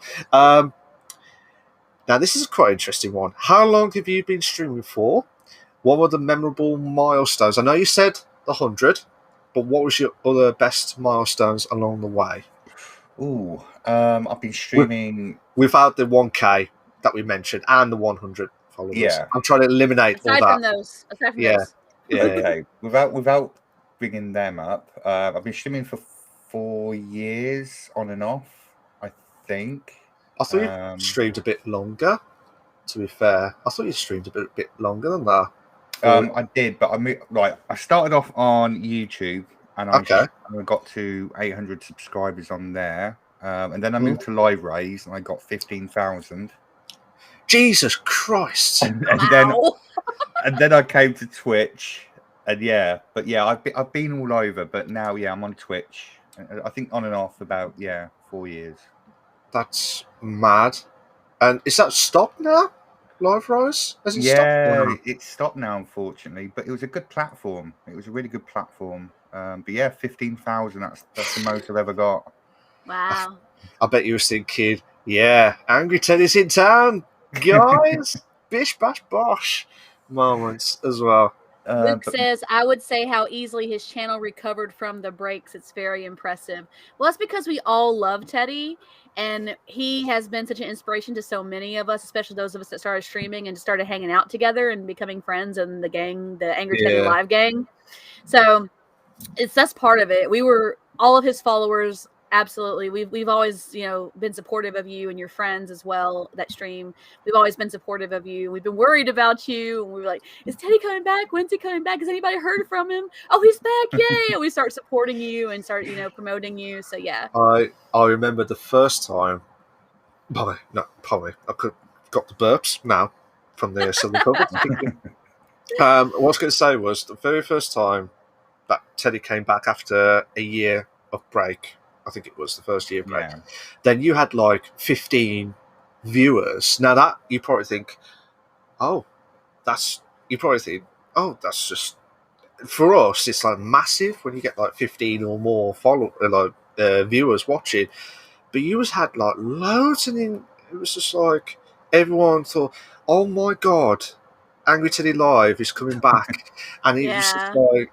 And then the rate we all miss, and we always remember, and I always remember this, the Saturday Night Rage, which you still do a couple of occasions now, but in the past you was on it every week, and it was like the best moment for me because I wanted to see everyone enjoy it, but at the same time, it's just the funny side. Yeah, see me rage. Yeah, and you probably think, I love it how you said, you know something. I am not carrying on with this anymore. I'm going to quit this race. That was the bestest moment. And I'm like, Ray just kicked in. Teddy's not going to carry on with this. He's had enough. And then everyone's just like, we're trying. And then he's just yeeted off to do another race. Yeah. Yeah. Oh, man. I'm so lucky, though, to have, like, an awesome community. Like, I've got you guys, my friends, who I've known for a while, a long time. Decades. Man. And I'm quite lucky. I've got an awesome community. I love. I seriously do care about every single person who watches me. Yeah, I'm so lucky to have such a dedicated community. It's unreal. So I'm really lucky, and that's why I stream. I always thought to myself, what would happen if I ever have more viewers where I can't keep tabs, and I don't think I would like it. I don't want to be one of these big streamers who have got like the chat going mental. I like to like interact. I like to talk to my viewers, and I'm quite happy where I am at the moment. Really, I don't want to be any bigger. I like my community. Luke says that's what I mean. He's averaging around 5+ viewers, something like that. That's mighty fine after being gone for a while. And that's just because we all love him and support him, and we've always enjoyed just hanging out with Ted and he's having fun times, hanging out with Teddy, and listen to the rage and raging with him and just vibing with him. It's cool stuff. You're good peeps, Teddy. You're really good peeps, and we love you for it. I appreciate that. Thank you. In Ali G's words, re-stepper or respecter on there as well. Oh, Mel. Oh, no, that's bad, isn't it? To be fair, I'll need to retire. Basically, that was 2 questions already, done and dusted. I'm trying to think. What things do you look for when deciding on a new game to play? Oh, it used to be, if it's a popular game, I will play it. But the problem is, if I don't like the game, I get bored with it, and if I lose interest, it sort of affects me. So it has to be a game where I know I'm going to enjoy it. Like GTA 6 is like a game I'm really looking forward to because I know I'll be on that game all the time. So basically, not 24/7 GTA 6 on Teddy streams. He will not sleep. He will not sleep until he finishes that game. On the GTA race. That's all GTA races that created. Oh no, all of them. Ever. No, it's got to be a game I enjoy playing. At the moment, it's GTA RP, which is amazing. I'm really enjoying that. I love that. I do love playing races still, but at the moment, RP is it's taken over. And at the moment, I can play it for hours and hours and hours, and hopefully, I won't get bored. But at the moment, I'm happy, and that's the main thing. Fair enough. Fair dues. Trying to think what else. What games have you been playing a lot? I know you said RP, but which ones? There's one. There's one. There's more than one. Or have been obsessed lately on or off stream. Now, again, not mention RP, but other games. Already got it. Yeah. Okay. I have been playing a little Call of Duty off stream. A little. No, a little bit off stream recently because I'm starting to sort of get back into it again. What else have I been playing? I've been playing Super Mario 64. Ooh, oh, class! Nice. I love that game. I thought about streaming it. I might stream it. I don't know, but anyway, that game I'm sort of enjoying playing at the moment as well. Okay, cool. Was it on the Switch or was it on the N64? The Super Mario 64. Oh, it's on the. I can't pronounce it. How do you pronounce it? It's on PC. The emulator. Yes, that's it. Oh, emulator. Yeah. We I like emulators. They're great. Yeah, we do not know where these emulators come from or the ROMs come from. So some of them you can download from like verified sites. Like you can download emulators from verified sites. Oh yeah, but we're not going to promote them at all. Yeah. Don't do that. Don't do it, guys. Don't do it. Buy the actual proper game. Yeah. Luke said, I forced him into playing RDR2 Story 1, does not own RDR2 without finishing the story. Jesus. Yeah. That's next on the list. But yeah, that's class, to be fair, and see how it goes from your report there. What are some of your short-term goals, and what are your, as a streamer, and what are your long-term goals? My short-term goal is to be consistent again, but not overdo it. I'm trying to find the right time where I think I'll get better consistency in my streams. So short-term, it's definitely consistency. Long-term, I suppose now it's to get to 2K. 2K, yeah. That's the next big milestone. That's the big one. That's mad. Absolutely insane stuff, to be fair. But yeah, have you got any did you say you had any short-term goals? I know you said the 2K. as the next He said consistency. Yeah, sorry, consistency and effective as well. Yeah. Luke says Nintendo is ass, so I would happily boycott them with emulators. Ain't no one buying Pokemon Heart Gold, Soul Silver for $200. Oh, Pokemon as well. Can you imagine? Do you ever used to have the Pokemon cards? Back in the day? I used to. Yes. Please tell me you still got some of the old cards. I don't know where mine are. I haven't. I'm gutted though. I know. I used to have Pokemon cards and Pogs and all those little things. Pogs! Yes! Pogs! Yes! Yep. I was a Pog player. Oh, like, you hit them down, people might think, what is a Pog? So good. And then people I had a slammer that I loved. It was my favorite slammer. Whoa. Let's not talk about the innuendos with Pogs these days. No, seriously. Like, it was the slammer. The slammer. Yeah, it was heavy. Yeah. That thing was like good. Good. Whoa. Okay, that is heavy. So, we'll have to wait and see. But yeah, I mean, I really do personally. I'm sure Trans and every one of the Teddy. I'm sorry. I'm trying to do the heart. I said, of course. I'm with you, Malcolm. Yeah. Oh, sorry. I saw you the heart, and I was trying to do it quick, but then I couldn't do it. That's it. Oh, bless Mount. Luke said, I bought Pokemon cards in bulk for very cheap in the Philippines. Still don't know how to play them, though. If you've ever played Magic the Gathering, it's very similar. I did play it once, and there was like a tournament, but I was like, nah, mate. Very similar. Very similar. But it can be confusing at first if you're not sure, which I didn't. True. I just did just get the cards. If you get the first edition ones, you're an absolute ledge. Hi, Bella. Welcome to my stream. And Bella says no one understands the Pokemon trading card rules. I never knew the rules about wins. I didn't get that. But I did play the cards. Absolutely. I did play them. It's been a while since I've done it, though. Oh, I still had. I had the Charizard. Oh, I can't say the name. Charizard. You know, the Charizard, yeah. Charizard, yeah. The one I had it wrapped, not opened, and I gave it away, and I was. Was it a foil? Foil, yeah, yeah. So there's my answer. How much money that's worth now? I don't know if it's the first edition. I can't remember if it was the first edition or not. If it was, Goya said, card game wise, I was all about the Yu-Gi-Oh. Also very similar.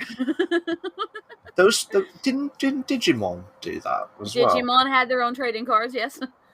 Yeah. Sorry, guys. If you're younger than us, tough. We are Shiny older. Charizard X. Ah, yes. Oh my God, yes, Bella.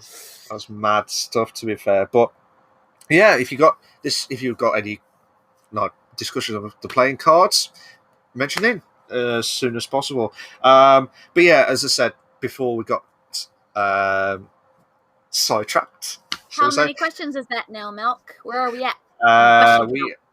We are at I've lost count now. 1, 2, 3, 4. I think we're about halfway there now. I think. Okay. Oh, wow. I know this is we're at the hour. I know it's like the hour and a half mark already kicking in. I know we're doing so good. I'm so proud of us.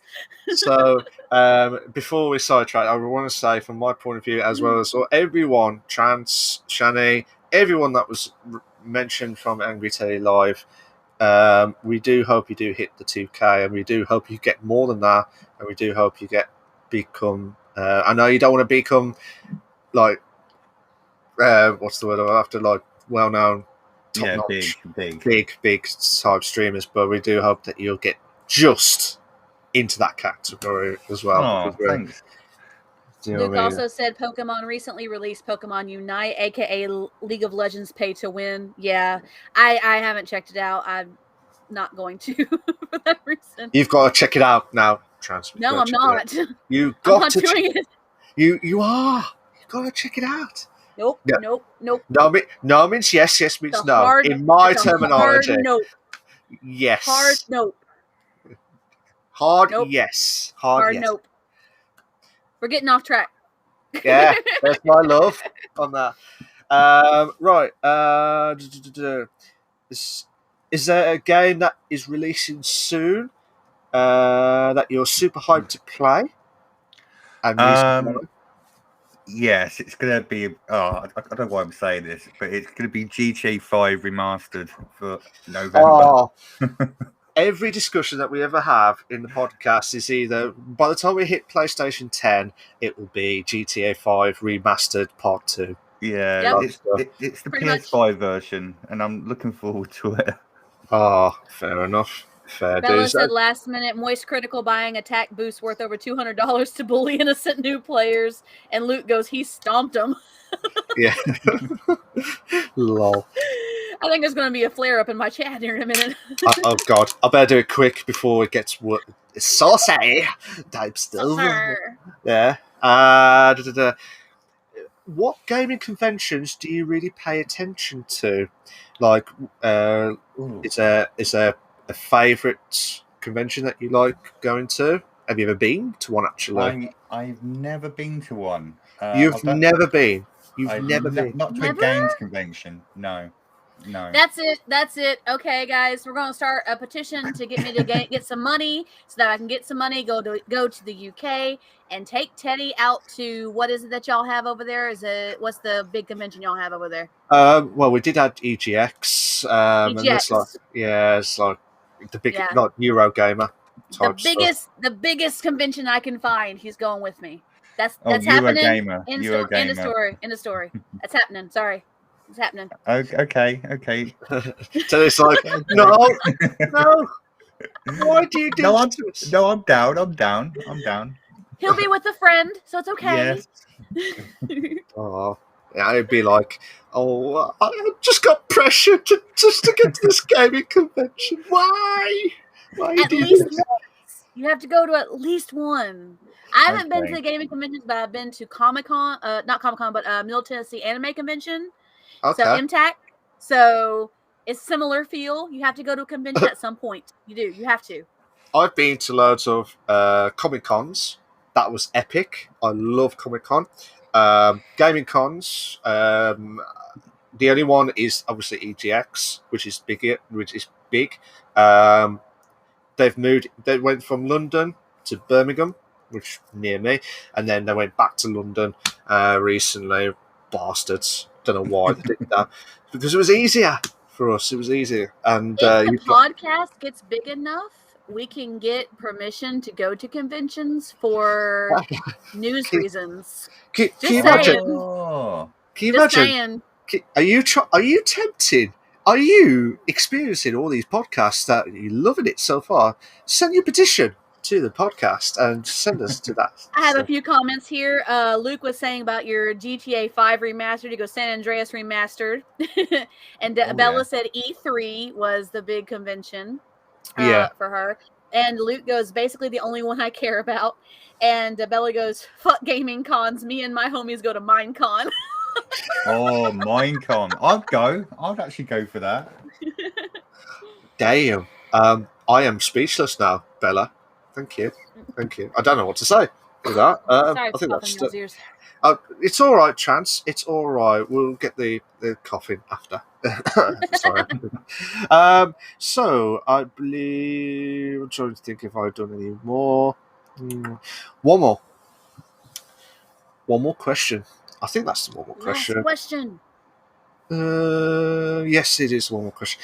Do you have any suggestions for potential streamers?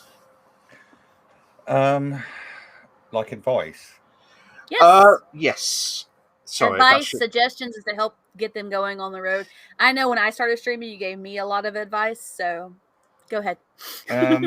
My best advice is to enjoy it. Make sure you interact with your chat, because it's your chat what makes your channel. And also, the biggest tip I can give you is hide your viewer account, because it can be discouraging when you look at the viewer account and you think you've got 0 viewers, a couple of viewers, and it does leave you sort of like gutted down, deep inside. So turn it off, don't pay any attention, enjoy yourself, and you'll find people will come onto your channel and enjoy it with you, and that's how you build your channel.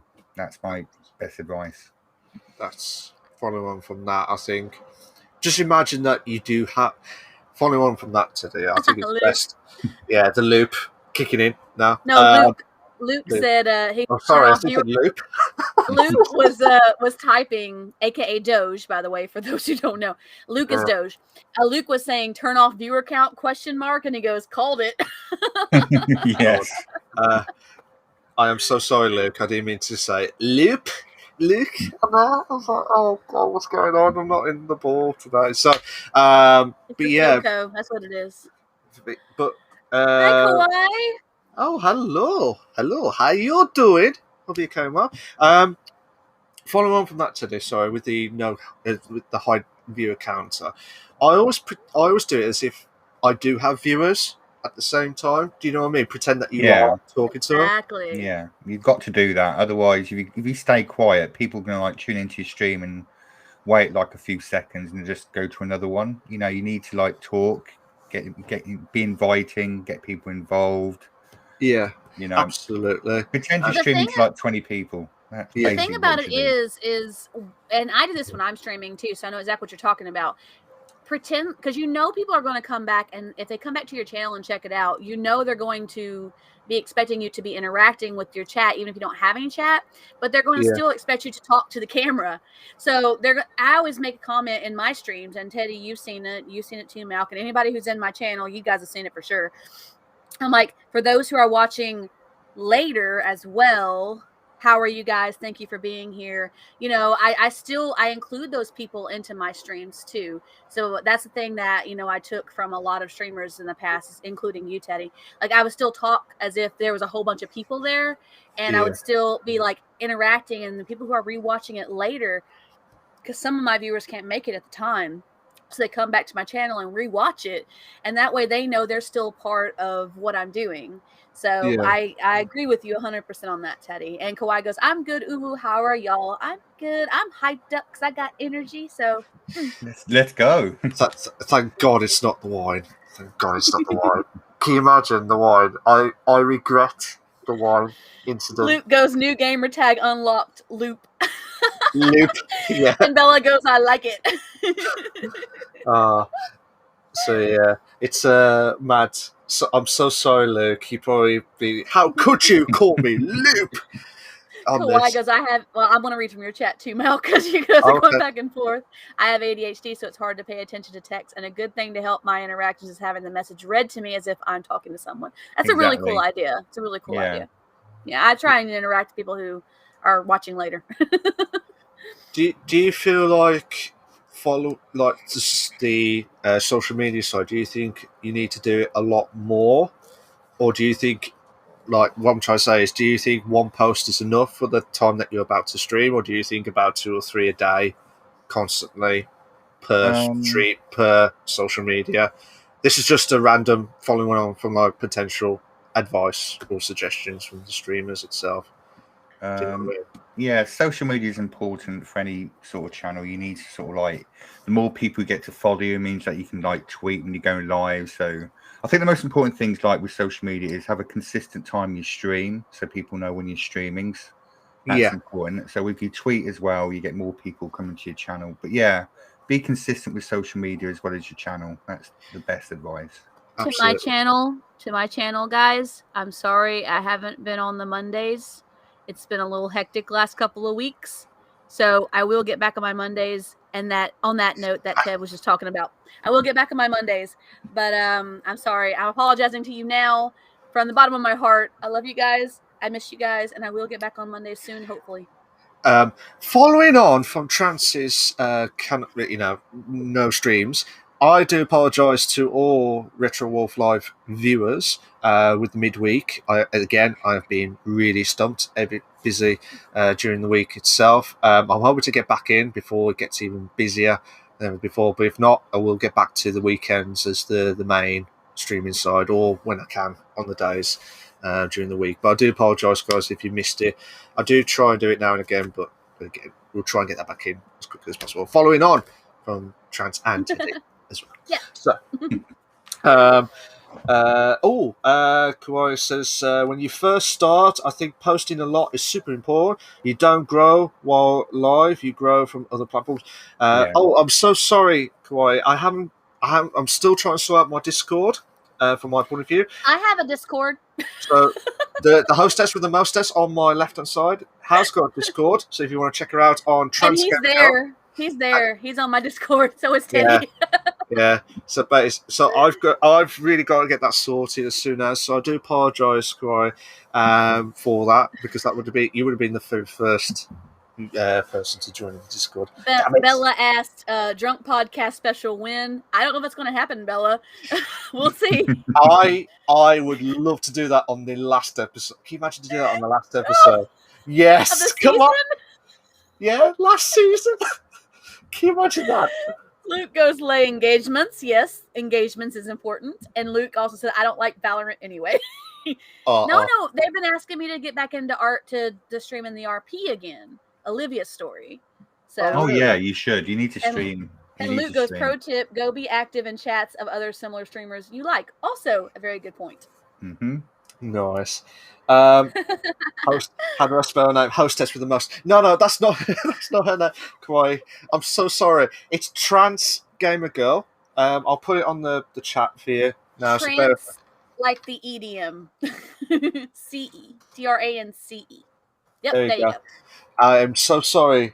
I always say it as a quote, like I'm the host with the most.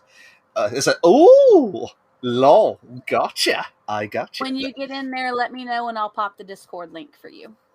Nice one. So, I believe that's all the questions. An hour and 43 minutes. I am not stopping before 2 hours. I'm going to hit the 2 hours over hours. It's okay. It's okay. We're doing so much better. I'm so proud of us. So proud of us. We're not going to say anymore because we might jinx it again, as always. So it's in there for you now. Nice one. So I cannot believe we've hit an hour and 43 minutes of the stream itself, and we are hit the Ask Us Anything.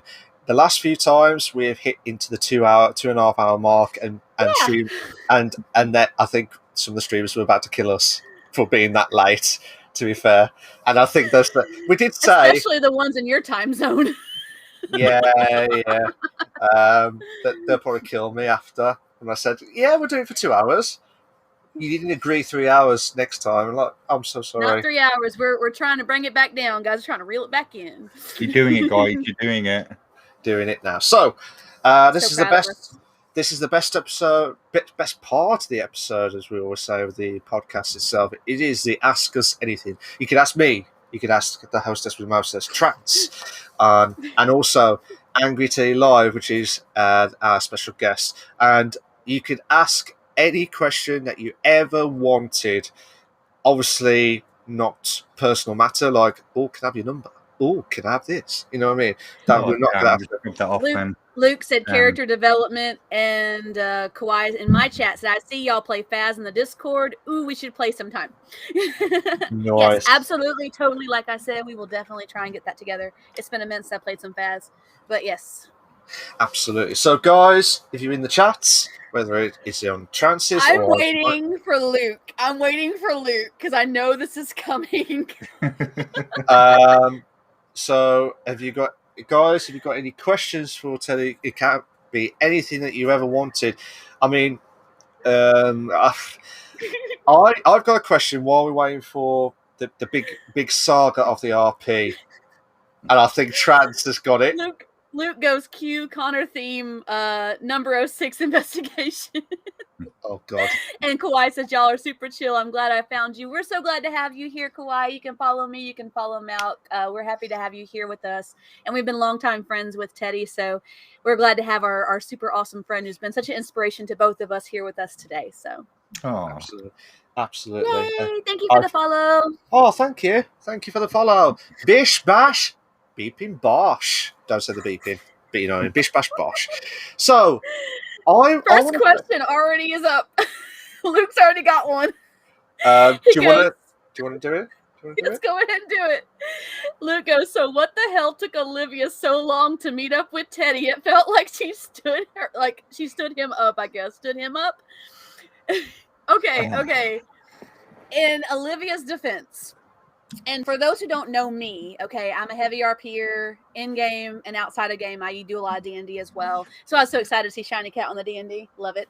So I'll talk about my character because my character is a character and I'm me. There are some aspects that are similar, but not exactly the same. So in Olivia's defense, okay, Teddy, I like where this is going. To be fair, Teddy out of character was gone for his vacation. Okay, first off. Secondly, he was streaming when I wasn't available to play Olivia, so that's part of it. Third, I was glad to get meet up with him when I did, because it was like, you know, things had already happened, and then there was stuff to admit and stuff to tell. There was stuff for Olivia to tell Teddy and say what was going on and all that stuff. So I was glad to have that be the case. Yeah, that will be the case. Luke goes in that Danish girl, that OG. She is sus. She's nice, but she's vague about certain details about her life. I'm not sure who you're talking about. Oh, the girl at the mechanics. Raina? Raina? Yeah. No. Okay, so I can't speak for Raina because Raina's her own character. So imagine that. So, following on from the RP side of things, personally, for Teddy, well, for both Teddys actually, what's going to be for Teddy's strong career now after that breakup? After the heartbroken song of the episode. Well, Teddy Strong, he's a character. He's got some of the elements of myself, but he's more shy than I actually am. He's had his heart broken, bless him. He really liked Olivia. He honestly thought that he was actually going to get her.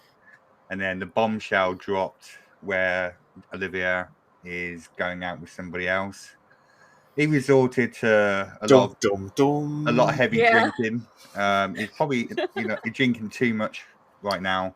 I think he's focusing more on his career as a distraction. Okay. He's working a lot. He's not keeping his mind busy. Yeah, he's not doing much, but give it time. He'll probably bounce back. Yeah. Fair enough. Luke has more to say. Goya also says, I have some. First off, Goya says, I have some tricks. Oatmeal is pretty bomb. That sounds really good. Goya, totally on that. Sick. Sick. Yeah. Luke had just given me like a three-part question here. It's all kind of in one, but it's what he said was 3 different questions. Well, I've said my bit about Teddy and what's going to happen, so I'll let you carry on with Luke. So Luke says, and why is why or who? Is it who? Who is Olivia's clique? Why are they armed like at all times? Y'all just chilling with Uzis in hand. Okay. Okay. What's this? I wonder. What's this? Okay, so here's the deal. All right, so Tony is part of GSF. Okay. Grove Street Families. Oh, okay. The gang in the city. And so Tony, because Tony's there with them, they're usually there with him, and they hang out at the shop a lot because Tony's over at the shop a lot. Because John, if you guys, out of character, John's Tony's dad. But if I stream it again, you'll see it. But yeah, so Tony is part of GSF, and so it's a gang. That's the reason why they're always armed, and that's who she's been around a lot with him. So yeah, they're always ready to pop off on somebody. Well, not like most of the other gangs, like they're just gonna kill for fun, but like if there's a reason, they'll go pop off on somebody. But they're actually really good people. It's just one of those things. Wow. I already had the Grove Street vibes with the green. Yes, that's what the green is. And when Olivia became Tony's girl, she got to be showered in green. So she got dressed from green. So she reps the green from head to toe because she's Tony's girl. But Tony is also, I'll go over this in my stream when I do it again. Tony's been teaching her to shoot, and Tony's been having her go with him on some of the things that he's been doing. So yeah, what's going on with that? But that's out of character for Teddy. He doesn't know. So you cannot use that meta, but this is for the podcast information. Wow. Wow. I already knew because since you told me about following on Twitch, I watched some of his VODs. And I saw you shooting a building. He streams his shows. He streams his games. So I saw you shooting buildings. So yeah, I'm quite aware. Not a bad shot as well, by the way. He's like, hit those satellites. One shot each. and Olivia's like, okay. Pow, pow, pow. He's like, not bad. Very impressed with his girl right now. Nice, as the terminology. And Luke goes, yeah, Theodore, she's lost, bro. Yeah. Teddy Strong, Luke said his family lineage has been mayors of the city of Worcester. Did y'all know that? He got kicked out like most British settlers who went to the U.S. No, I didn't know that. Olivia has her own story as well, so that's her thing. And Tony has his own story as well. So Olivia's learning more about Tony's story because she's around him so much. He's pulled her away from the shop a lot. So normally when I jump into RP during the day, I'll be at the shop making money. And then as soon as Tony comes into city, usually Olivia's right there with him, running with him. So fair dues. But like I said, Teddy, I'm so sorry for the heartbreaking moments. It's okay. So, it's just I don't know what to say. Will it be a saga? That's just it's kind of like watching a soap situation. It's just like, will it be? Will it be? No. And when things and there was some stuff that happened last night. If you haven't seen Tony's video, his body cam, you should. And I don't necessarily plug somebody else, but it's on my stream, so I can do it. He's Relent EXX.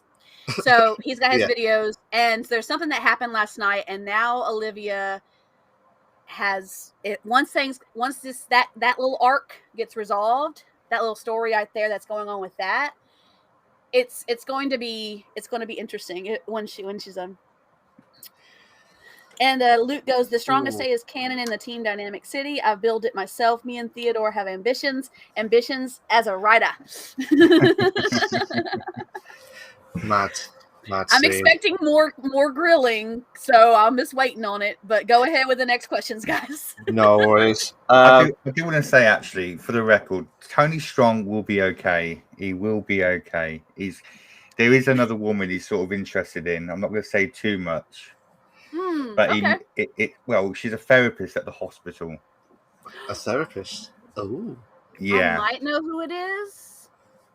Oh, it's going to be Not interesting. A character, I might know who it is. I mean, Olivia might be connected to them through Tony, because Tony knows everybody at the hospital because he used to be EMS. So Olivia might be connected to them by knowing them through Tony, but I might know who you're talking about if that's who I think. But never rule out Teddy and Olivia. You never know. It's an arc. You never know what's going to happen. I don't know what's going to happen. It's all down to Teddy Strong. I don't know what's going to happen either. There you go. So you never know. Can you please just do it as like a proper soap episode, like do. Luke goes, what MF are you just spilled? Theodore Strong. Theodore Strong. Lol. Oh, can you imagine? Like Theodore Strong coming as well? That would be epic. No. So while we take a little bit of a break from RP, I'm sure Teddy would be absolutely glad for a bit before the grilling starts, even worse. I've known you for about 14 years now, and that's mad, to be fair. And we did, for the guys who have not known Teddy, and another guy called Shifted, or Shift, as I call it Shifted. Yeah. We used to do a podcast, ironically, called... Go figure! No, I did not know that.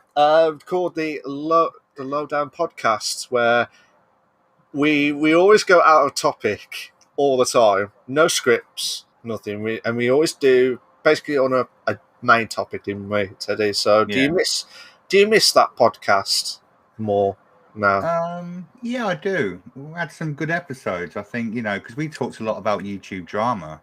Yeah. a lot. Absolutely. And it's I sort of like miss it a little bit. I'll definitely. We have to do like a reunion one day, like a special one-off or something. Everybody's doing that now. Yeah. Are you tempted? Are you trying to say you tempted to do it? I am tempted. I have thought about it. You have thought about it. Well, I'm still in contract with Trance with the podcast of the Bish Bash Bosh podcast. Wink, wink. It's hidden in a safe behind him somewhere, guys. We don't know. Basically, it's a hammer. Give him a contract. Basically, it's a hammer from Trance. Do not leave now. Do not leave. Oh no, you better not leave. No, I love watching these episodes. Don't leave. No, never leave. No, we can do like a special one day, just like a one-off or something. Just because we never had like a final episode. No, we didn't. We did talk about PewDiePie, if that's how you pronounce him. PewDiePie. Your favourite game of all time, which you probably raised. No Man's Sky. No, don't mention that game. The Rage. Now, guys, if you see Saturday Night Rage from Teddy on GTA, this Rage on No Man's Sky game at the time was pure, proper, and I'd say it again, proper raging about New Man's Sky. New Man's Sky, we had a new game. New game. No Man's Sky. And then I think there was some more, didn't we, as well? I remember I did the F1 community as a whole itself, and then like as a talk about in a sense, but and there was some others as well, but it was more to do with like the big names of YouTube and Twitch and at the time itself. And I feel like we will need to do that as a one-off special today when you're free and shift it free. To be honest, Trance, the time like the timings was bad. Like as in trying to set it up, like you know how we do it straight away, like every week. Yeah. Oh God, yeah. Are you ready this week? Yeah. I'm not doing it unless everyone's ready. Like, yeah, no. Shift is like no. I'm like, when are you free? Well, 2 months. Like 2 months? Really? 2 months? What the heck? No, I don't. Luke had a couple things to add real quick at the end of that conversation. He said Olivia doesn't know this girl. She goes to a different school. And he said break from RP. He goes Legion podcast. Legion. Oh, Legion podcast. Luke asked, was Stacks involved in that stuff, or am I going too far away? No, not with the lowdown podcast. Yeah, not with the lowdown, but we did have because we were part of the Legion, me, Trance, Fat Man, and all that. And Stacks. We started streaming again, by the way. Hey? Yeah, started streaming again. Batman started streaming again, by the way. Mm-hmm. But yeah, we used to do stuff like every single Sunday, Legion Sunday. It was so fun. It was so fun. But I'm thinking doing something similar with Team Dynamic, like just a hard, just my friends from the team. So have a little stream team going, maybe do some stuff. That would be quite fun. That's good. That's the main things as well. So you've had your success obviously in the streaming side, and you've had success obviously in the podcast and the streaming side of it as well. Is there any? Teddy's an OG, guys. Teddy's a total OG. Yeah, to like a god to like bow down to God on that as well. Hey, 14 years knowing him. And like YouTube years, that's insane. Funny enough, when we mentioned just about to start the podcast as a joke, the grey hair is kicking in. That was 14 years ago. Like it's all like Silver Fox kicking in. Silver now. Silver now. Yeah, it wasn't from the stress room today. It was more, like I said, Teddy's one hell of a guy. Amazing. And without his help, and we've had that push to do the streaming side. From everyone's point of view, it's I still remember the first real conversation you and I had, Teddy, when I was starting out streaming. And you would come into my channel and you'd be like, I really like what you're doing here. And we just started talking, and then our friendship just grew from there. It was amazing. Yeah, good times. I remember it well. It's good size. But I'm not going to say like top 5 or anything. But is there any streamers that you recommend to watch that you've inspired the most when you're streaming? I was inspired to stream by someone called Hike the Gamer, who streamed on YouTube, who done GTA. Okay. He inspired me, but like in terms of suggesting to watch other streamers, I always watch my friends, and so I'd have to recommend you guys. Check out your channel. Make sure you follow them, show them love. They're awesome streamers. You know, the big reason why I came back was because I knew I had friends waiting for me, and you two's really, you helped me as much as I helped you, so I appreciate that. Thank you. Oh, I'm blushed now. It really is a family at this point. It really is. Yeah, Teddy, we are. even in the last few years that I've known you, like the last 4 or so years that I've known you, like we've been through so many ups and downs, man. Yeah, we have. Mostly I used to call the Legion my brothers. Like I was the only Legion sister, and the Legion was my brothers. I think that's what the good community is, and that's what we needed the most. But yeah, I think what's annoying as well, correct me if I'm wrong, guys, and this is a question to you guys mainly. Do you feel like there should be a lot of what's the word I'm after?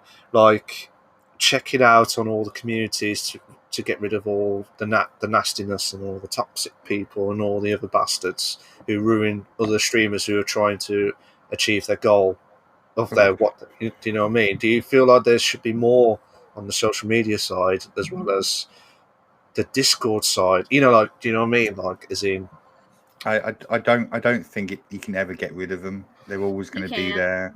End of the day, as long as you've got good moderators, you know, you can get rid of them as quickly as they join. You know, but apart from that, now they're always going to be there. But what balances it out is you have good members of your community who look out for you anyway. So people who come along to your channel and cause shit, you've got people, you know, like regular viewers who will stick up for you anyway. So absolutely.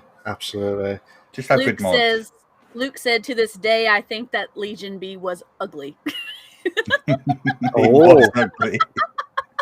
I'm not going to disagree with that. What happened? Do you remember the Legion B milk? Legion B? Oh, that was our mascot. Oh God, yes. Oh my God. That was my reaction. It was like, oh my God, yeah. Luke says the first challenge is getting your Discord server to be actually active. I need to work on that too. I'm trying to get first blood into my region. Absolutely, as my well. Server. Yeah. I'm trying to think. What you've come back to Team Dynamic, haven't you? Now, yeah.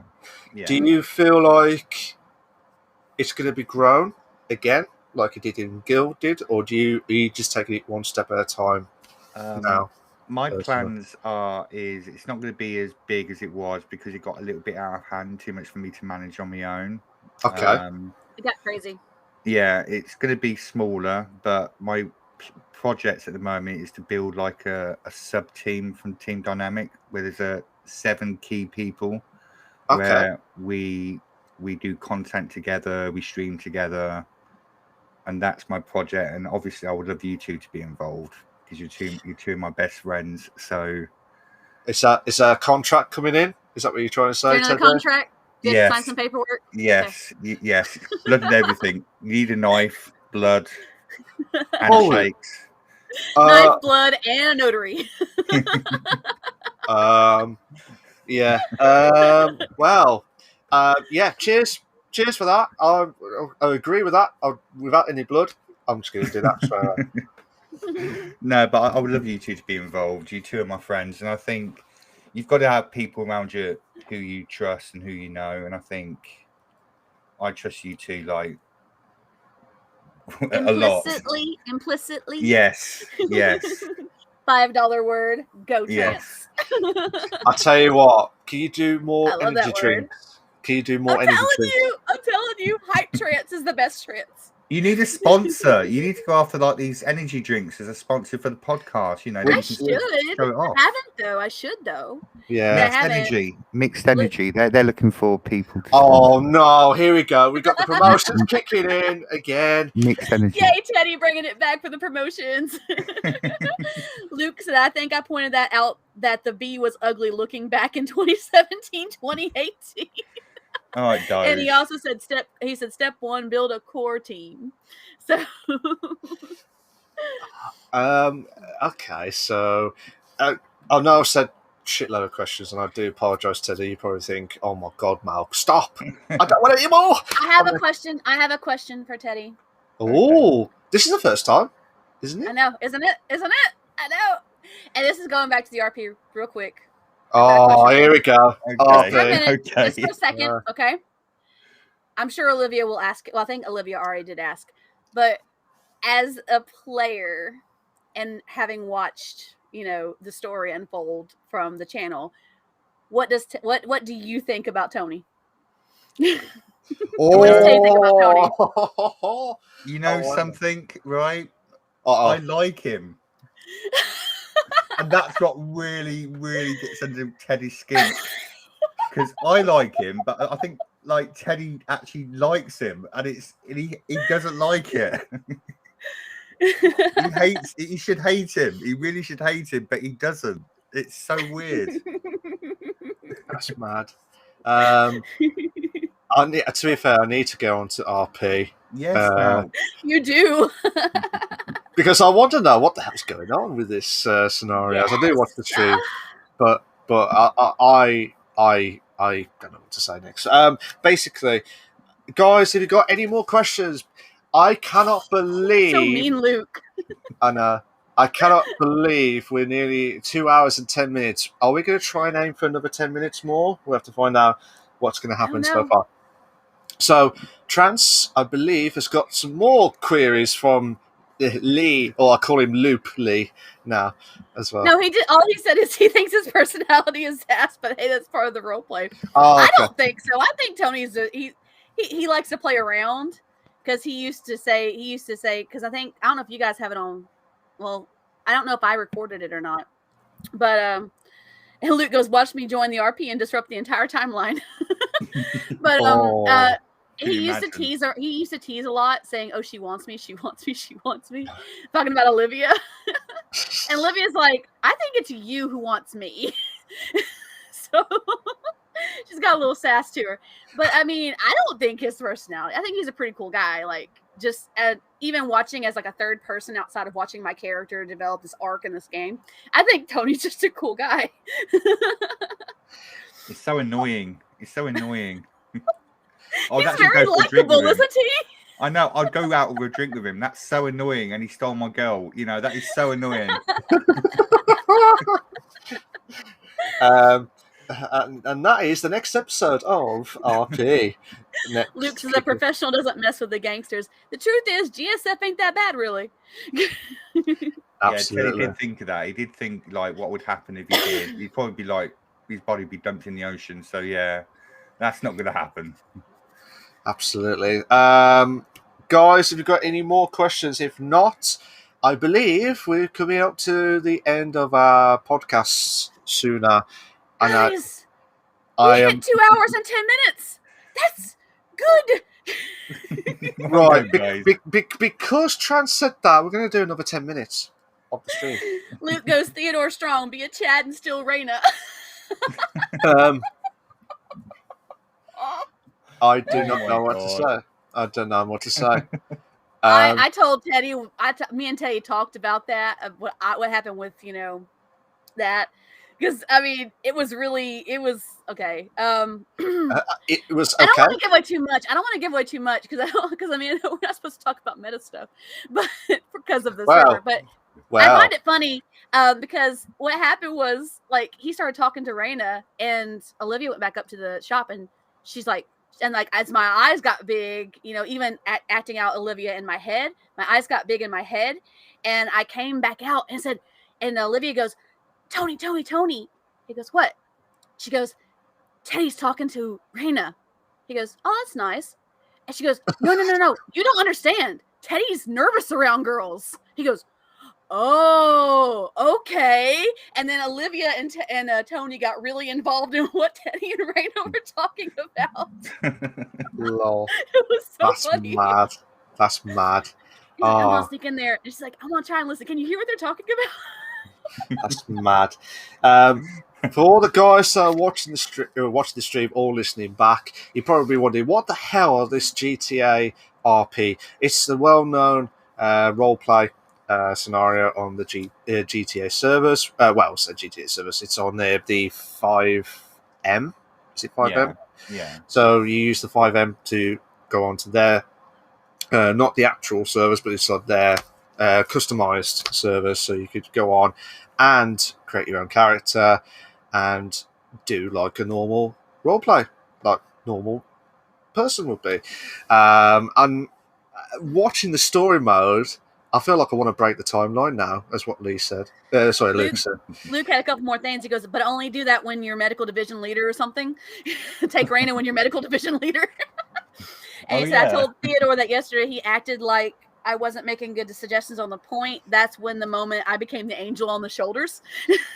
No. Mad scenes. I'm trying to think, is there any more from your point of view? What's your I know I mentioned to you before, Teddy, like your main goals like 2K and you don't want to it's all right, Trans, we'll let you off just this once. Basically just this once.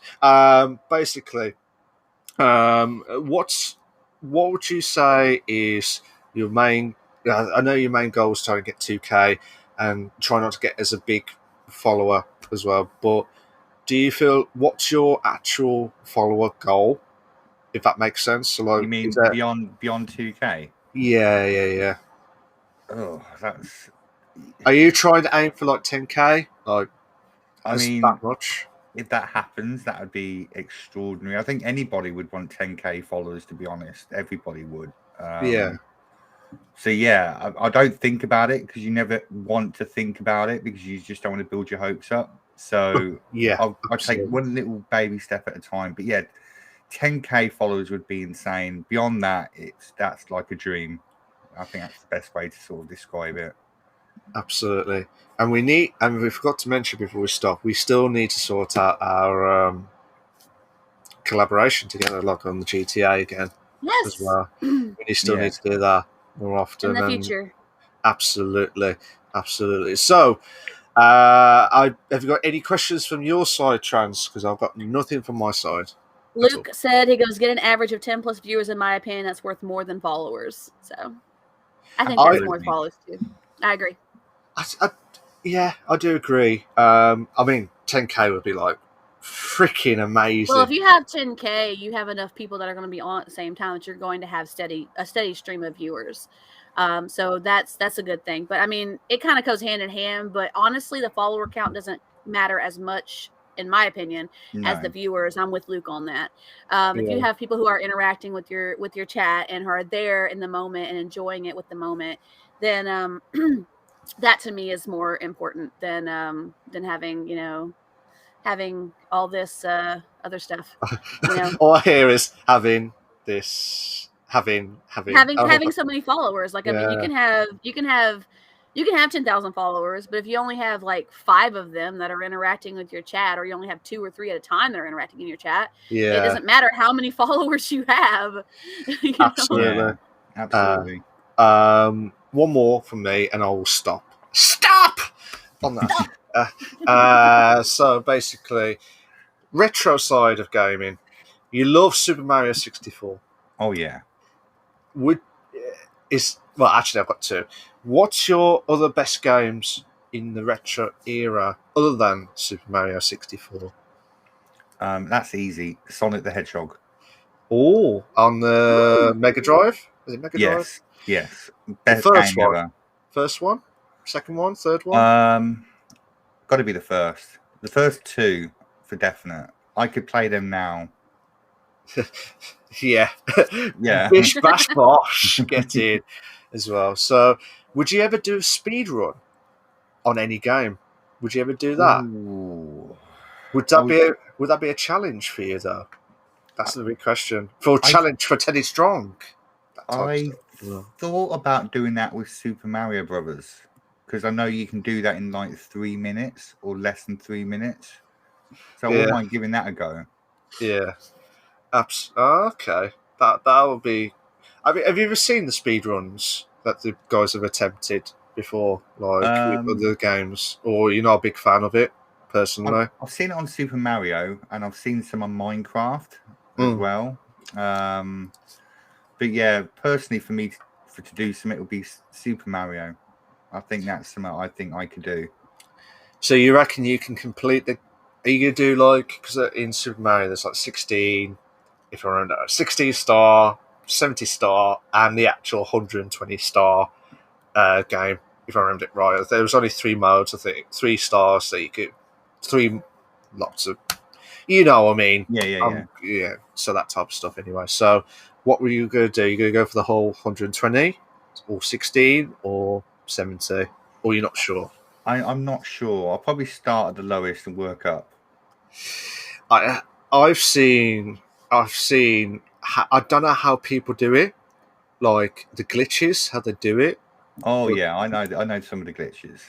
Oh, have you now? It's like you got the tic tacs with the tactics of getting the words. I know some of the. It's not cheating, but I know some of the quicker ways to get through levels. Oh, okay. Best ways, absolutely. So, yeah, I feel like I want to say all the time, loads of questions because you guys I want to know more about Angry Teddy Live. Have you enjoyed the podcast today? I'll tell you what, I've been a big fan watching it, and knowing I've been a part of it as well, I've really enjoyed it. Thank you for having me. That's good. No worries. So, 2 hours 18. Now you can start with the hype. Now, Trans, go on. Yes, I'm so proud of us too, Shanny. Yeah. Last couple of little things. Luke said I would join RP if it had the RTR2 drip and character customization. And Goya says, well, there is RTR2 RP. And he goes, yeah, but I want to mingle on the GTA timeline. So I'm so proud of us too, Shanny. We did so good. We shaved 30 minutes off of last week's episode. I'm so proud of us. We're awesome. I'm not saying anymore because I want to try and stop as soon as possible. Stop! Stop! Yeah. So basically, this was the episode 8. I can't believe we've done 8 episodes. And Teddy, we absolutely love you to come back on in season 2, hopefully after Christmas. Anytime. Thank you very much. Hopefully after Christmas we'll get you on as soon as possible, like Bish Bash Bosh moments. There you go. The pun does not work all the time, but I'm trying my hardest. Always. All the time as well. So I'd like to thank Angry Teddy Live for giving up his time to join us with the podcast. We love you, Teddy. Thank you so much for being here. There you go. As well. So I can't do the heart by myself because Trans would kill me if I did it in my own stream. I've told his stream, tell me if he does it. Because if you're in my stream and he does it and you tell me, he's going to hear it. Because that's my thing. That's not his thing. He can only do it with me. Yeah, you won't hear any more of that afterwards, will you? So, like I said, thank you to Angry Teddy Live for his contribution to the podcast. And I would like to hear from him more. Hopefully there'll be would you say a Legion podcast reunion or like special episode or the Lowdown podcast? There we have to wait. Lowdown podcast reunion, I think you said. Yeah, there might be a Team Dynamic one. Team Dynamic. Okay, that'll be a good one. Fun. Is that exclusive to the podcast? Are you trying to do a podcast? Oh, I've not mentioned that yet. Oh, okay. Well, this is going through the doors. What's going on here? Podcasts in a podcast. Goya says he can do it if he's in a Sailor Girl outfit. No, he can't. Go on. I am not asking to do that. But yeah. I'd like to thank the lovely, fantastic, unbelievable, hyped energy of Trans Gamer Girl on my left-hand side on the screen and also on the audio as well. I was your host with the most retro wolf life. Guess what, guys? I would like to thank the amazing Malk, Aww. aka Retro Wolf Live, who is my amazing co-host. Stop. And absolutely one of my dearest friends, and we've had so much fun doing this, and I'm so happy you guys are loving it as much as we are, and we are all about it. And do you want to do a really quick recap of the announcement we made last week about, what we were doing with the show? Oh yeah, sorry. I was Quick just thinking. recap. I'll do it. Yeah, you do it. Yeah, because you was on the ball with the hyped energy with the boost. Thanks for the love in the chat, Shani. Quick recap for those of you who weren't here last week or who didn't see the episode last week.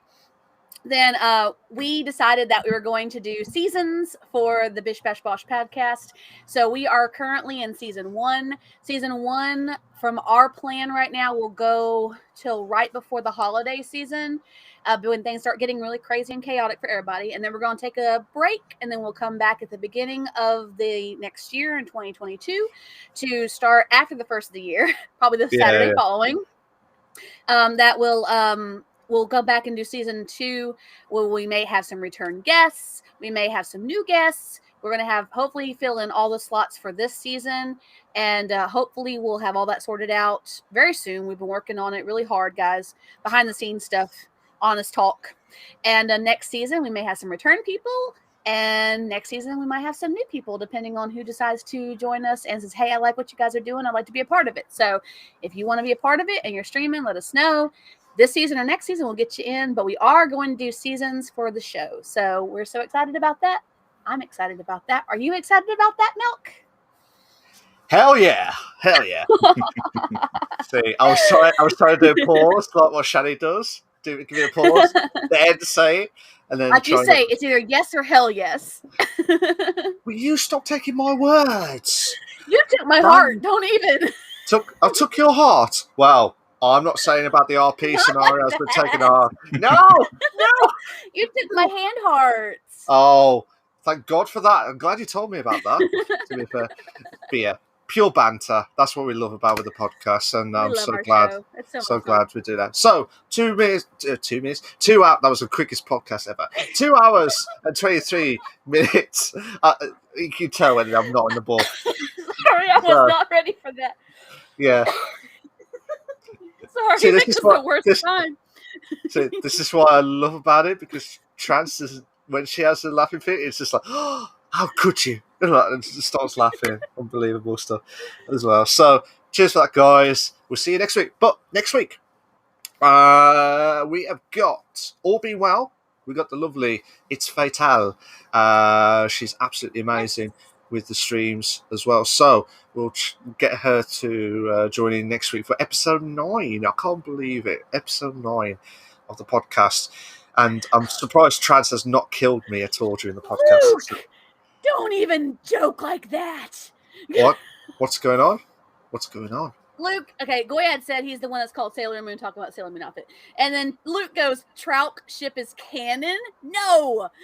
Don't even joke like that. Malk is one of my darling friends. I absolutely love Malk to death. He is awesome. Call me later. That's it. Anyways, cheers for that, guys. We'll see you next week on episode 9 for the Bish Bash Bosh podcast. I hope you enjoyed it. It was a blast tonight. Ta-ra a bit. Bye-bye. Bye, guys. Bye.